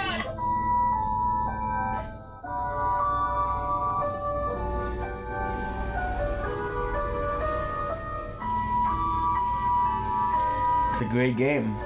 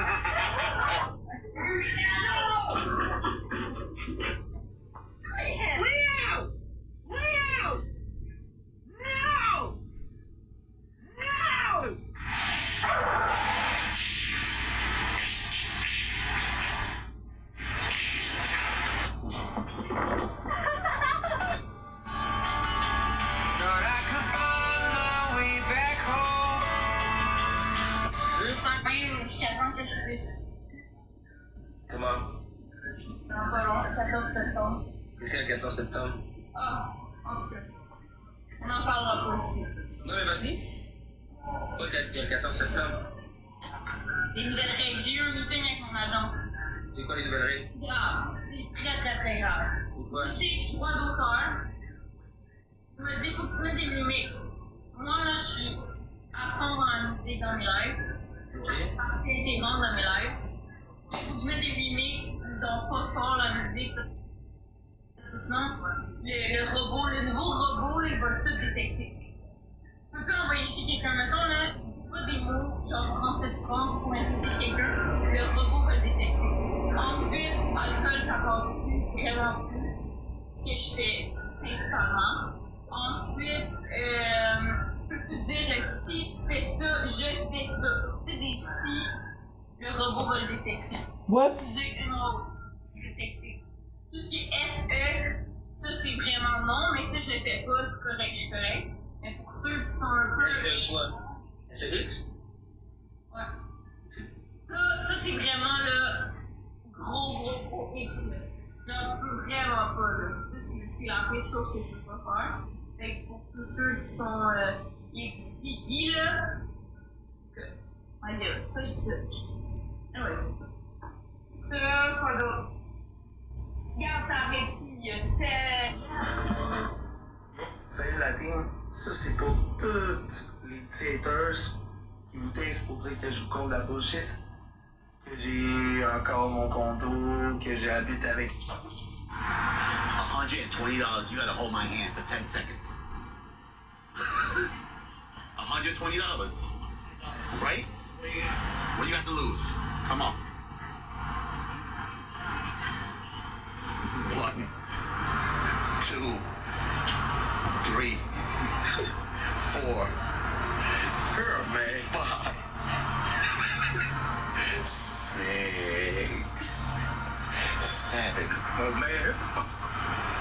8,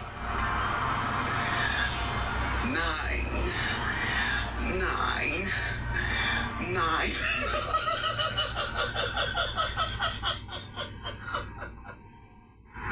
The phone,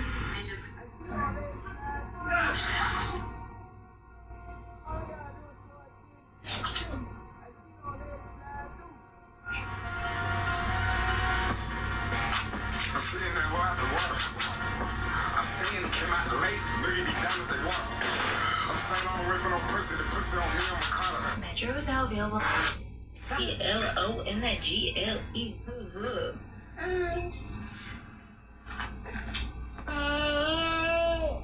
Embarrassing. And he rides up like the Undertaker. This is his man. Why did you look at me?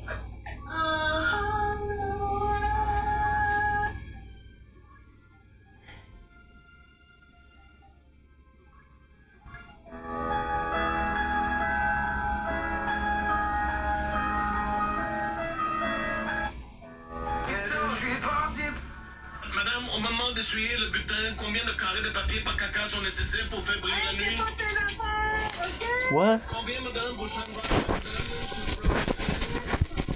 Madame Brousseau, qu'au Canada, selon la loi, il est obligatoire de répondre aux questions de recensement quand celles-ci se présentent. Fait que c'était peut-être temps là, de... Oui, on est obligé au Canada, c'est selon la loi. Oui, et là, Selon la loi.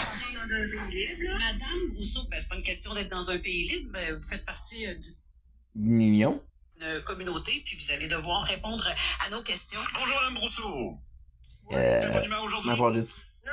Armani est au bas du recensement. D'abord, merci de passer les prochaines heures avec nous au téléphone. Hein? Non, regarde, j'ai pas le temps, là, ouais. C'est obligatoire pour la loi. Hein? Bon, de toute façon, je vois que vous êtes quand même du coin de Shawinigan, fait que ça ne va pas travailler fort en ce moment. Là. Hey, non. Mais ouais. OK, il y a combien de personnes? Écoutez-moi si vous voulez qu'on finisse. OK, il y a combien de personnes qui habitent sous votre toit? Plusieurs, OK? J'ai besoin d'un chiffre, madame. 50. C'est correct? OK, madame, je vous demanderai de répondre sérieusement parce que sinon il y a des conséquences légales. Donc, combien de personnes habitent? Vous êtes 4. On est 4. On commence à comprendre, madame. Vous évaluez à combien de personnes à mobilité réduite? Et par mobilité réduite, là, on entend fauteuil roulant, quadriporteur ou spider. Ouais, j'en vois pas. La langue parlée à la maison, c'est laquelle? L'anglais et le français. Langue. Ah, non, parce que là, je parle de votre langue maternelle. Qu'est-ce que c'est, là? Le français.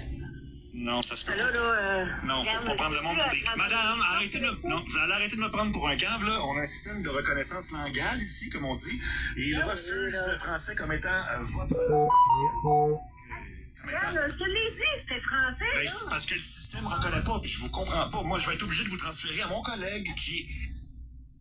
le spécialiste linguistique. En français. Ok, bonjour, mon nom est Monsieur Anu, expert linguistique de Recensement Canada. Comment puis-je aider aujourd'hui?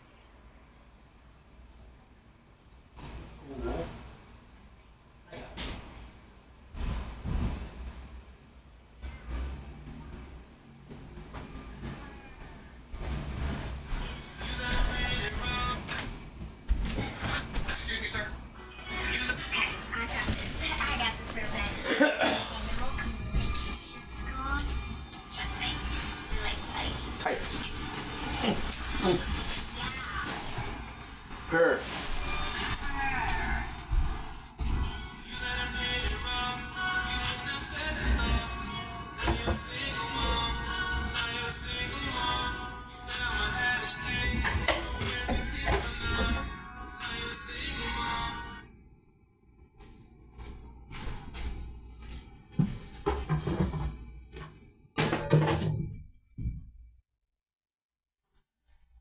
Boom, boom, boom, boom.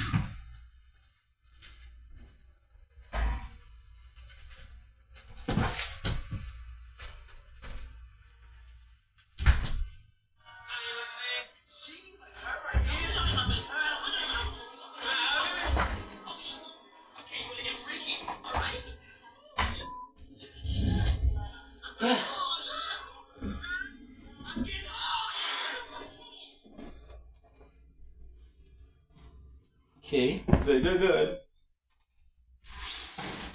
I don't know.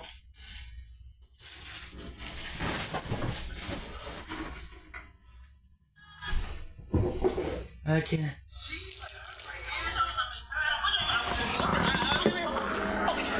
Okay, you wanna get freaky, alright? I got this. I got this real good. I went to animal communication school. Trust me, we like tight. Yeah. Meow.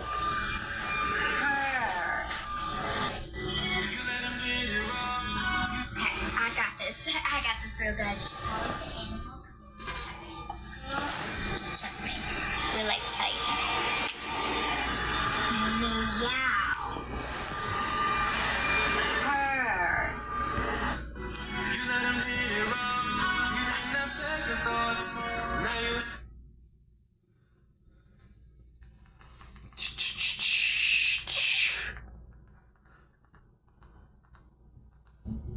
Malone. Okay. Sort of a good name.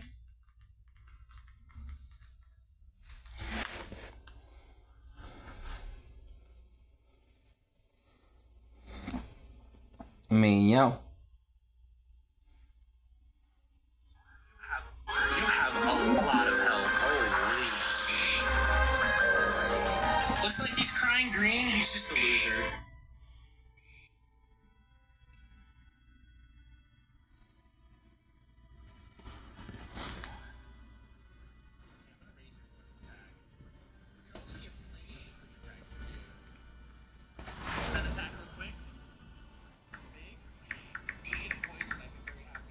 I adore you, thank you.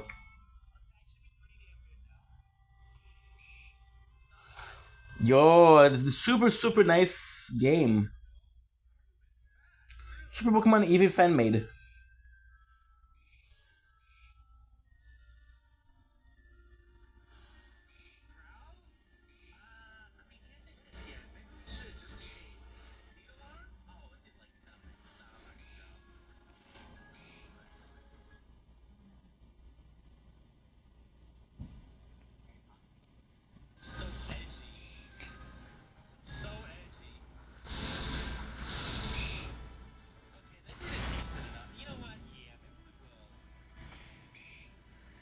It's no problem.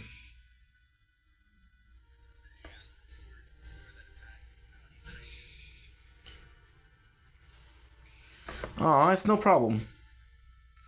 Larry.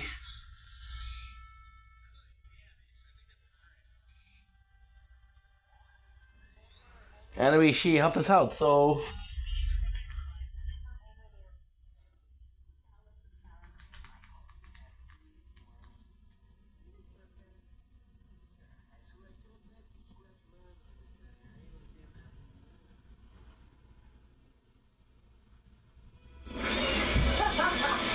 Take carnage, my friend. Wuthering Wave. I might be restarting with Wuthering Wave because it looks good.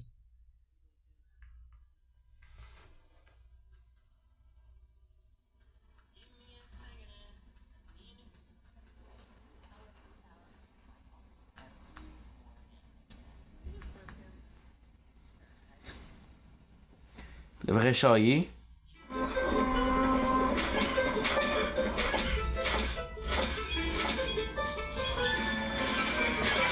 state gameplay.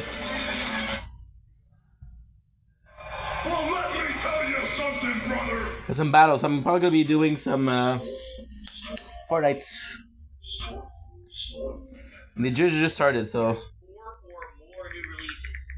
I cannot play 4 or more new releases in the next 2 weeks. There's no way I can do that. I have other games that I'm playing, right, Jasper? Jasper, look at the camera. Say hello to everybody. He won't look. Kitty will never do what you want him to do. He's his own kitty. He does what he wants when he wants. I mean, he's been here how many times? How many times have you heard him meow? Twice. He meows all day outside. All day outside of his office, he's a meower. He talks to us like all the time. Walks up, meow, meow, meow. He starts talking. Then he comes in. Let's go. He clamps up because if he's on camera, that would be cute. Anyway. Yeah, exactly. Cats just do what they want. Cats have their own thing going. I think that what they said is they did a study, and apparently cats believe that they are the equals with humans in a household. Like they actually think that they're the same as you. They wouldn't understand why you would think that you could boss them around. Like, what are you talking about, right? So anyway, I hope you're all doing well, and this should be a good chill show. We don't have to go full length on this show. And what I mean by that is, if we run out of topics to talk about, if people wanted to get into, so we could into earlier. Super Eevee. Or we could go full length, because there's been many times when I say, I don't have a ton to do on the podcast today. So, if you guys don't want to talk, we can just go to the game. And then we end up having a long podcast because people keep asking me questions and stuff. And, that's download the latest version. Download link. Okay. And if you're wondering, because some people might have been thinking why my eyes look a little messed up, it is very hot in Washington today. We have a heat wave going on again. This heat wave is going through tomorrow. Pokemon. On Wednesday again. This is like our 5th heat wave of the summer. Like seriously, like every other week, we have like How a to crazy heat play. wave where it's way hotter than it should be here, and then it cools down. So early this morning, when my wife got up early to get ready for work, she turned on all the air conditioners in the house, and so I woke up, Zip. my eyes already didn't feel so good. And then as I came in here to set up, my eyes started burning uncontrollably again from the air conditioning. I'm like, oh man. So I put eye drops in, and they're starting to feel better. But that's why my, why my eyes look all messed up. So where do we begin? I think we'll begin. We have a couple shout outs to do. We already got some tips that rolled in. I didn't even, talk about contributions or anything yet. Well, let's see what's on everyone's mind. Let's take a look. Okay, we start off today with a $5 tip from Slayer, who I don't even think is here, but I think he wanted to contribute while he was able to earlier before the stream started. Thank you to Slayer for our first contribution of the day, 5 rupees. Thanks. Not sure if you were able to find a Singaporean beer. Well, as I said, this week I'm doing something very different for DSP Tries It. This week I'm going to be doing a Flight of Beers taste test on a late stream, which is very different. Normally DSP Tries It would be on an early stream and it's a food taste test. But instead, you guys said you wanted something different. You recommended this. So that's what we're going to be doing. When we hit 30 support goals, we'll be doing it on a late stream that day when we hit 30 goals. Come on, Ink, you gotta work, dude. Fuck you. If we hit a goal every stream, it'll be Thursday night. If we hit more than one goal on a stream, it'll be earlier, maybe. It could be Wednesday night. If we don't hit a goal every stream, then sadly it's going to be next week. Because Friday is my marathon of Mega Man. My final Mega Man marathon for a while now, because now we'll have played a lot of Mega Man this year and we'll give him a rest. But I can't drink beer during that. I'm already going to be drinking shots. There's no point in trying to do a beer taste test when you're already buzzed and tipsy from drinking shots. So it would have to wait. You would have to wait till Sunday at the earliest, maybe Monday, if we don't do it by Thursday. So the more you support, the earlier we do it. Better it On is. Thursday, that would be perfect. So let's get it going. Please support the streams today. Let's hit a goal. We don't want to miss a goal, because that would put us behind, and then we're not going to do it this week, you see? Okay. Continuing on. Someone took $2 mentioning that I did a toast to King Cobra last night on the late stream in his memory on the Truck Sim stream. It says, oh, but in the past you talked shit about him and you said you're way above, blah, blah, blah. All right, shut the fuck up. Okay? I don't know the guy at all. Don't talk about him. Zeroed about him besides the few clips that I have watched on the internet. Okay? You don't need to bring up something that I said in the past, out of reference. Who fucking even knows what I said? I said a lot of dumb shit in the past. Now's not the time for you to be bringing up toxic shit because you're trying to get a clip on the internet. Thanks for the $2, you dumb fuck. Oh. Okay. Sheesh. Okay. So, get rid of a couple LARPers over on Kick. There we go, there we go. Wipe them up, mop them up, get them the fuck out. And, cool. Alright, so, $7 and climbing. Thank you guys. Please, let's get the support rolling today so that we can hit our goal and do this Flight of Beers taste test this week. Let's get our first sub of the day over on Kick. Let's get our first super chat of the day right now on YouTube. And how about a member? We got a couple tips. How about a member? That would be great to get a member on YouTube or some gifted memberships to the community. What do you guys think? Let's get some support all around, okay? Cool. Falapino, how are you over on Kick? He says, what's up? What's going on? Cool. Right now, I'm playing Suikoden 2 HD. We just started that playthrough. We're about 5 hours in. From what I remember, I want to say that it's about a 20-hour-long game. It could be longer, but I think I remember it being about as long as the first. It may be a little bit longer than that. I'm not sure. Okay? So, that's ongoing as of right now. Okay? We've already begun it. Now, that game does not always have to be a daytime stream. That game has some flexibility, being an older game, that it could jump day to night time slots if needed. I am hoping that people will show up and that playthrough. Hey, la gueule, tu mets ton x5 dans le poisson, au début. À 30 secondes, tu vois trop, tu mets ton poisson. Dès que tu peux pas aller encore dans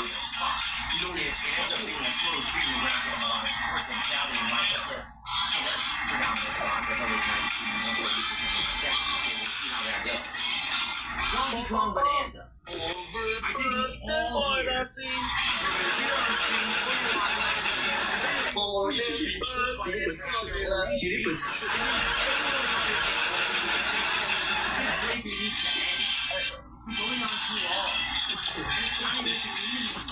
This game is too long, doesn't innovate enough to warrant how long it is. We are something like 25 hours into Donkey Kong, and the game isn't doing anything new or original. I have to actually watch what they're doing. You know why? Because he's putting music. I was hoping it was going to be Super Mario Odyssey 2, because we never got a Super Mario Odyssey 2. And supposedly people who worked on Mario Odyssey worked on this game. And I thought, man, this is going to be a system seller for Switch 2, because Mario Kart World wasn't. It was kind of underwhelming. This will be great. It angers me. It really does anger me. No, you don't care, dude. Fuck the... Used to pump out party games every single time. It was hit after hit, banger after banger. Now, even Nintendo, you have to second guess yourself. You're buying your favorite titles. Underwhelming. And listen, if you like Donkey Kong Bonanza, I'm not going to sit here and I'm not going to yell at you and say you're wrong, okay? The game has reasons why I understand people would like it. But honestly, for me, I feel like we have advanced and just progressed past the collectathon formula that Bonanza really focuses on. I don't find anything entertaining. You have to go through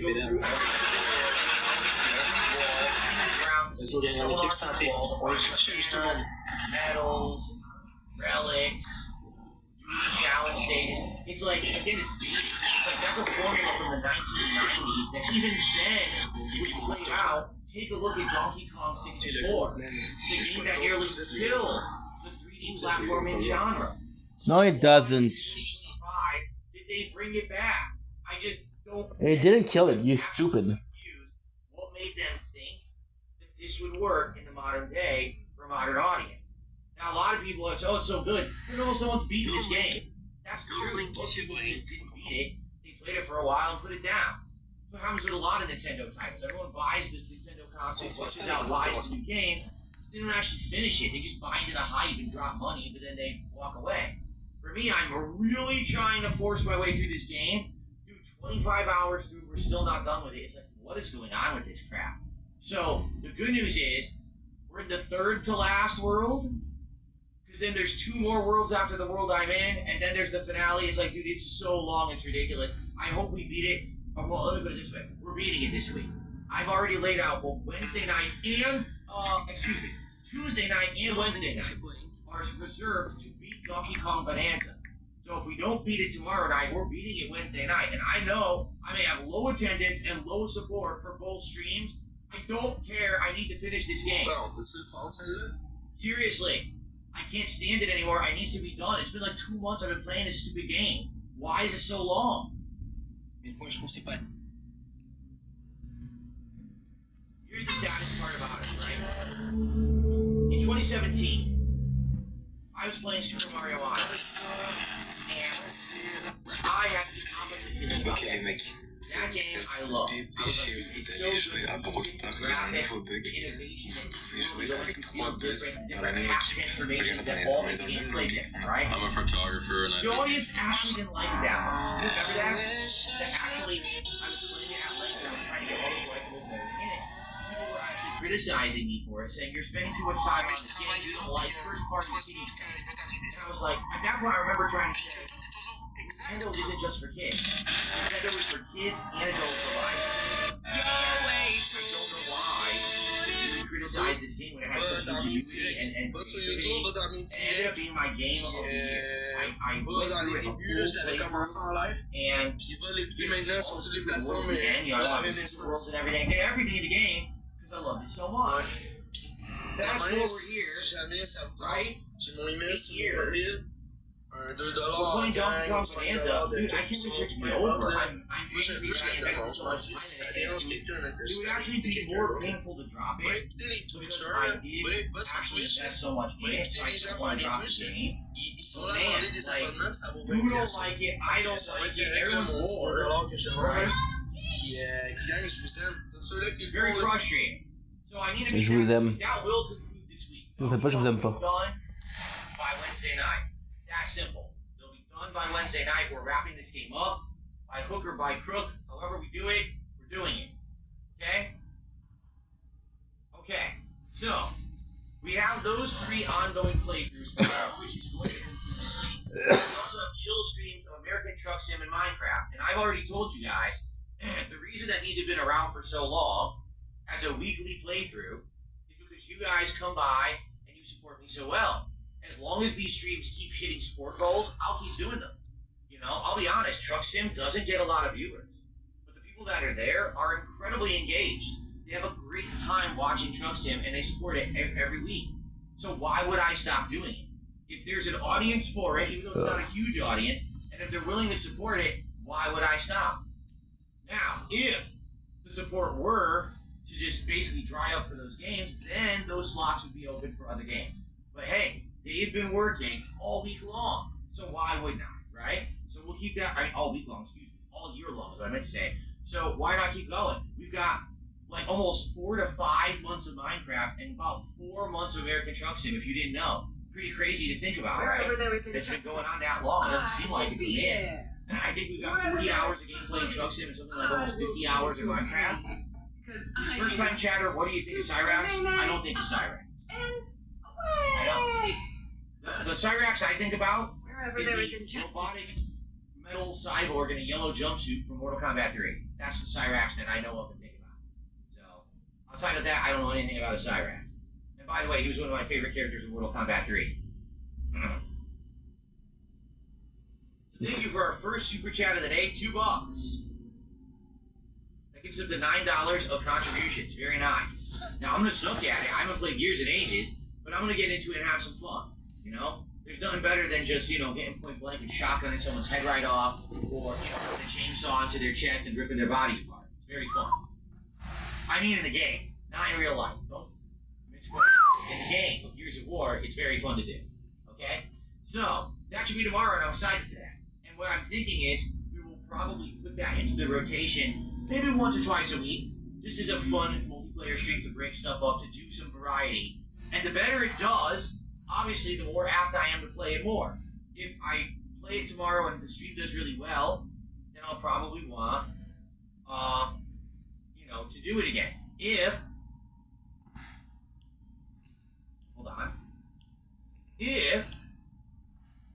Reload, hold on. Good. Okay, let's get busy. If I play it, it doesn't do so well. People just aren't that interested in it, then we don't have to play it that often or at all again. It's a Game Pass game. There's like no investment in it. So hey, I'll play it if it's good, and if it's not, we can skip it. It's all good. Okay, so really up to you. Let's see what people have to say. Okay, and we'll go from there. There's absolutely no way that I can play GTA 4 and the Ballad of Tony DLC. We go into it in here. Hollow Knight Silksong, Gears of War Reloaded, Metal Gear Solid Delta Snake Eater, and Chronos The New Dawn, all at the same time. There's X Plus still doing Jill Fuck Them, right? There's no way. I know I'm here 6 days at this point in time. It's not enough to cover all those games. Okay? So we have to come to a conclusion. We have to talk about this. We have to figure out what's going to stay, what's going to go. Personally, I think that what we're playing now is fine. We're going to beat Donkey Kong 2. Well, out of these 4 games, Gears of War, Delta, Silksong, and Chronos. What are we definitively saying yes to? What are we saying maybe, but not originally when it releases? And what are we saying no, we're not playing at all? Because I'll be honest with all of you. All these games look good to me. Every one. So that's going to be a tough decision. Now, the truth is, I could just put a game off for a week or two, and then maybe as we get further into the games, then we could look to bring in a game around mid-September, rather than the first week of September. That would be okay. We're up to $17 to support and climbing, guys. Thank you for the early support. Please let's keep it rolling. I was watching your American Truck Sim video on demand. If you allow me some constructive criticism, stop driving at night, rest until the morning, then take the job. If it gets too dark and you have many hours ahead for sleep, you as the player are enjoying the game driving, but the viewer is a bit interested in the trick. You can't see them at night, so it ends up getting very boring. It's a shame because It was game point, right? So he would jab step, broke his ankles, step back 3, nothing but net. You had to be there. Be ready with a high protein from Vector. Are you thinking about starting your trading journey, but you're unsure where to begin? 3 years ago, I was in the exact same spot, but then I discovered Webull. I got started with Webull Paper Trading Simulator. It allows you to practice trading strategies without risking the dollar of your own money. Webull's advanced charts are an absolute game changer for me. They make analyzing stocks extremely straightforward, no matter your experience level. With Webull Canada, you can trade both Canadian and United States stocks all from one platform. Ready to elevate your trading experience? Download the Webull Canada app and try it out for yourself.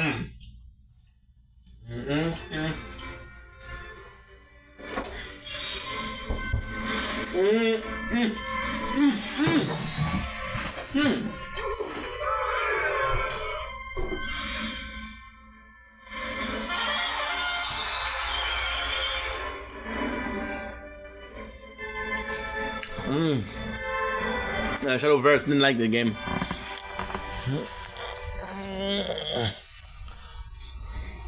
not sure who that is. Puts a real effort to make real road built into museum series. I guess it's a game developer.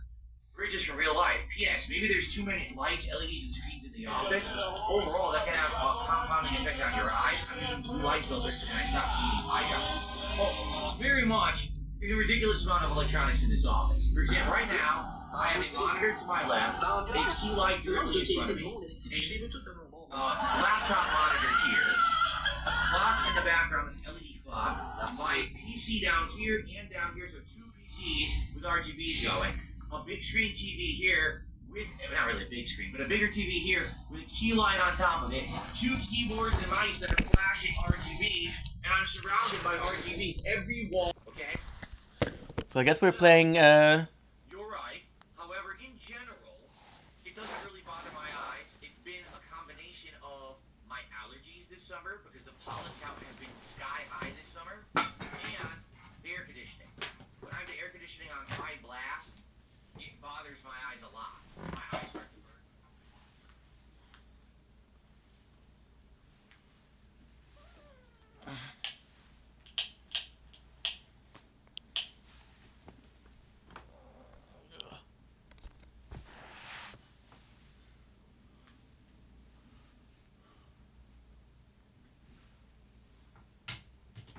Okay, good.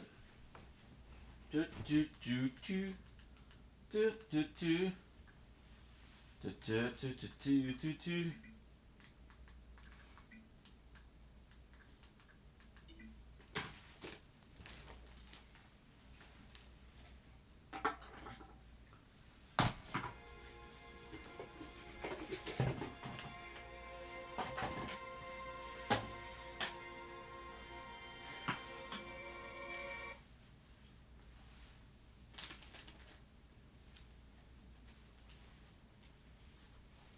I don't have a pen.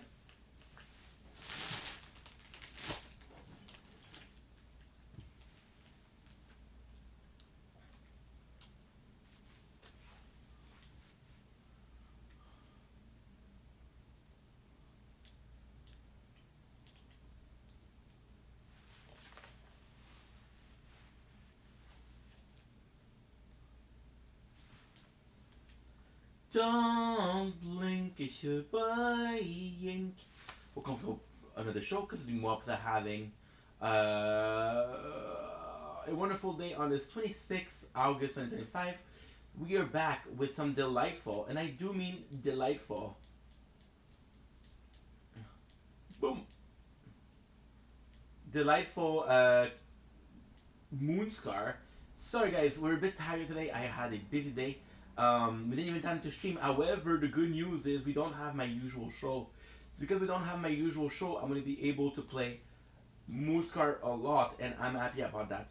Yesterday, I also want to say sorry about what happened. Just I don't get to see these matches a lot. So I wanted to take advantage of it. Now there is a problem. I didn't call my mom. We just finished making content. It is 9:30. At 10 o'clock she'll be sleeping. So I wanted to call her, and I'm gonna be long, but still. And I wanted also to farm a little bit, just farming a little bit, because listen.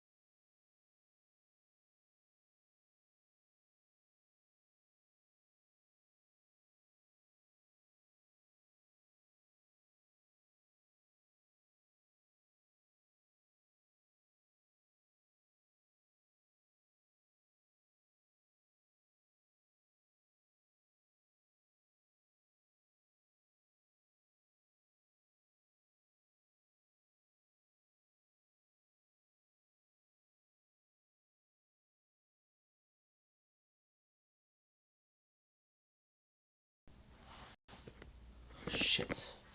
Guys, I have to go. I'll be right back.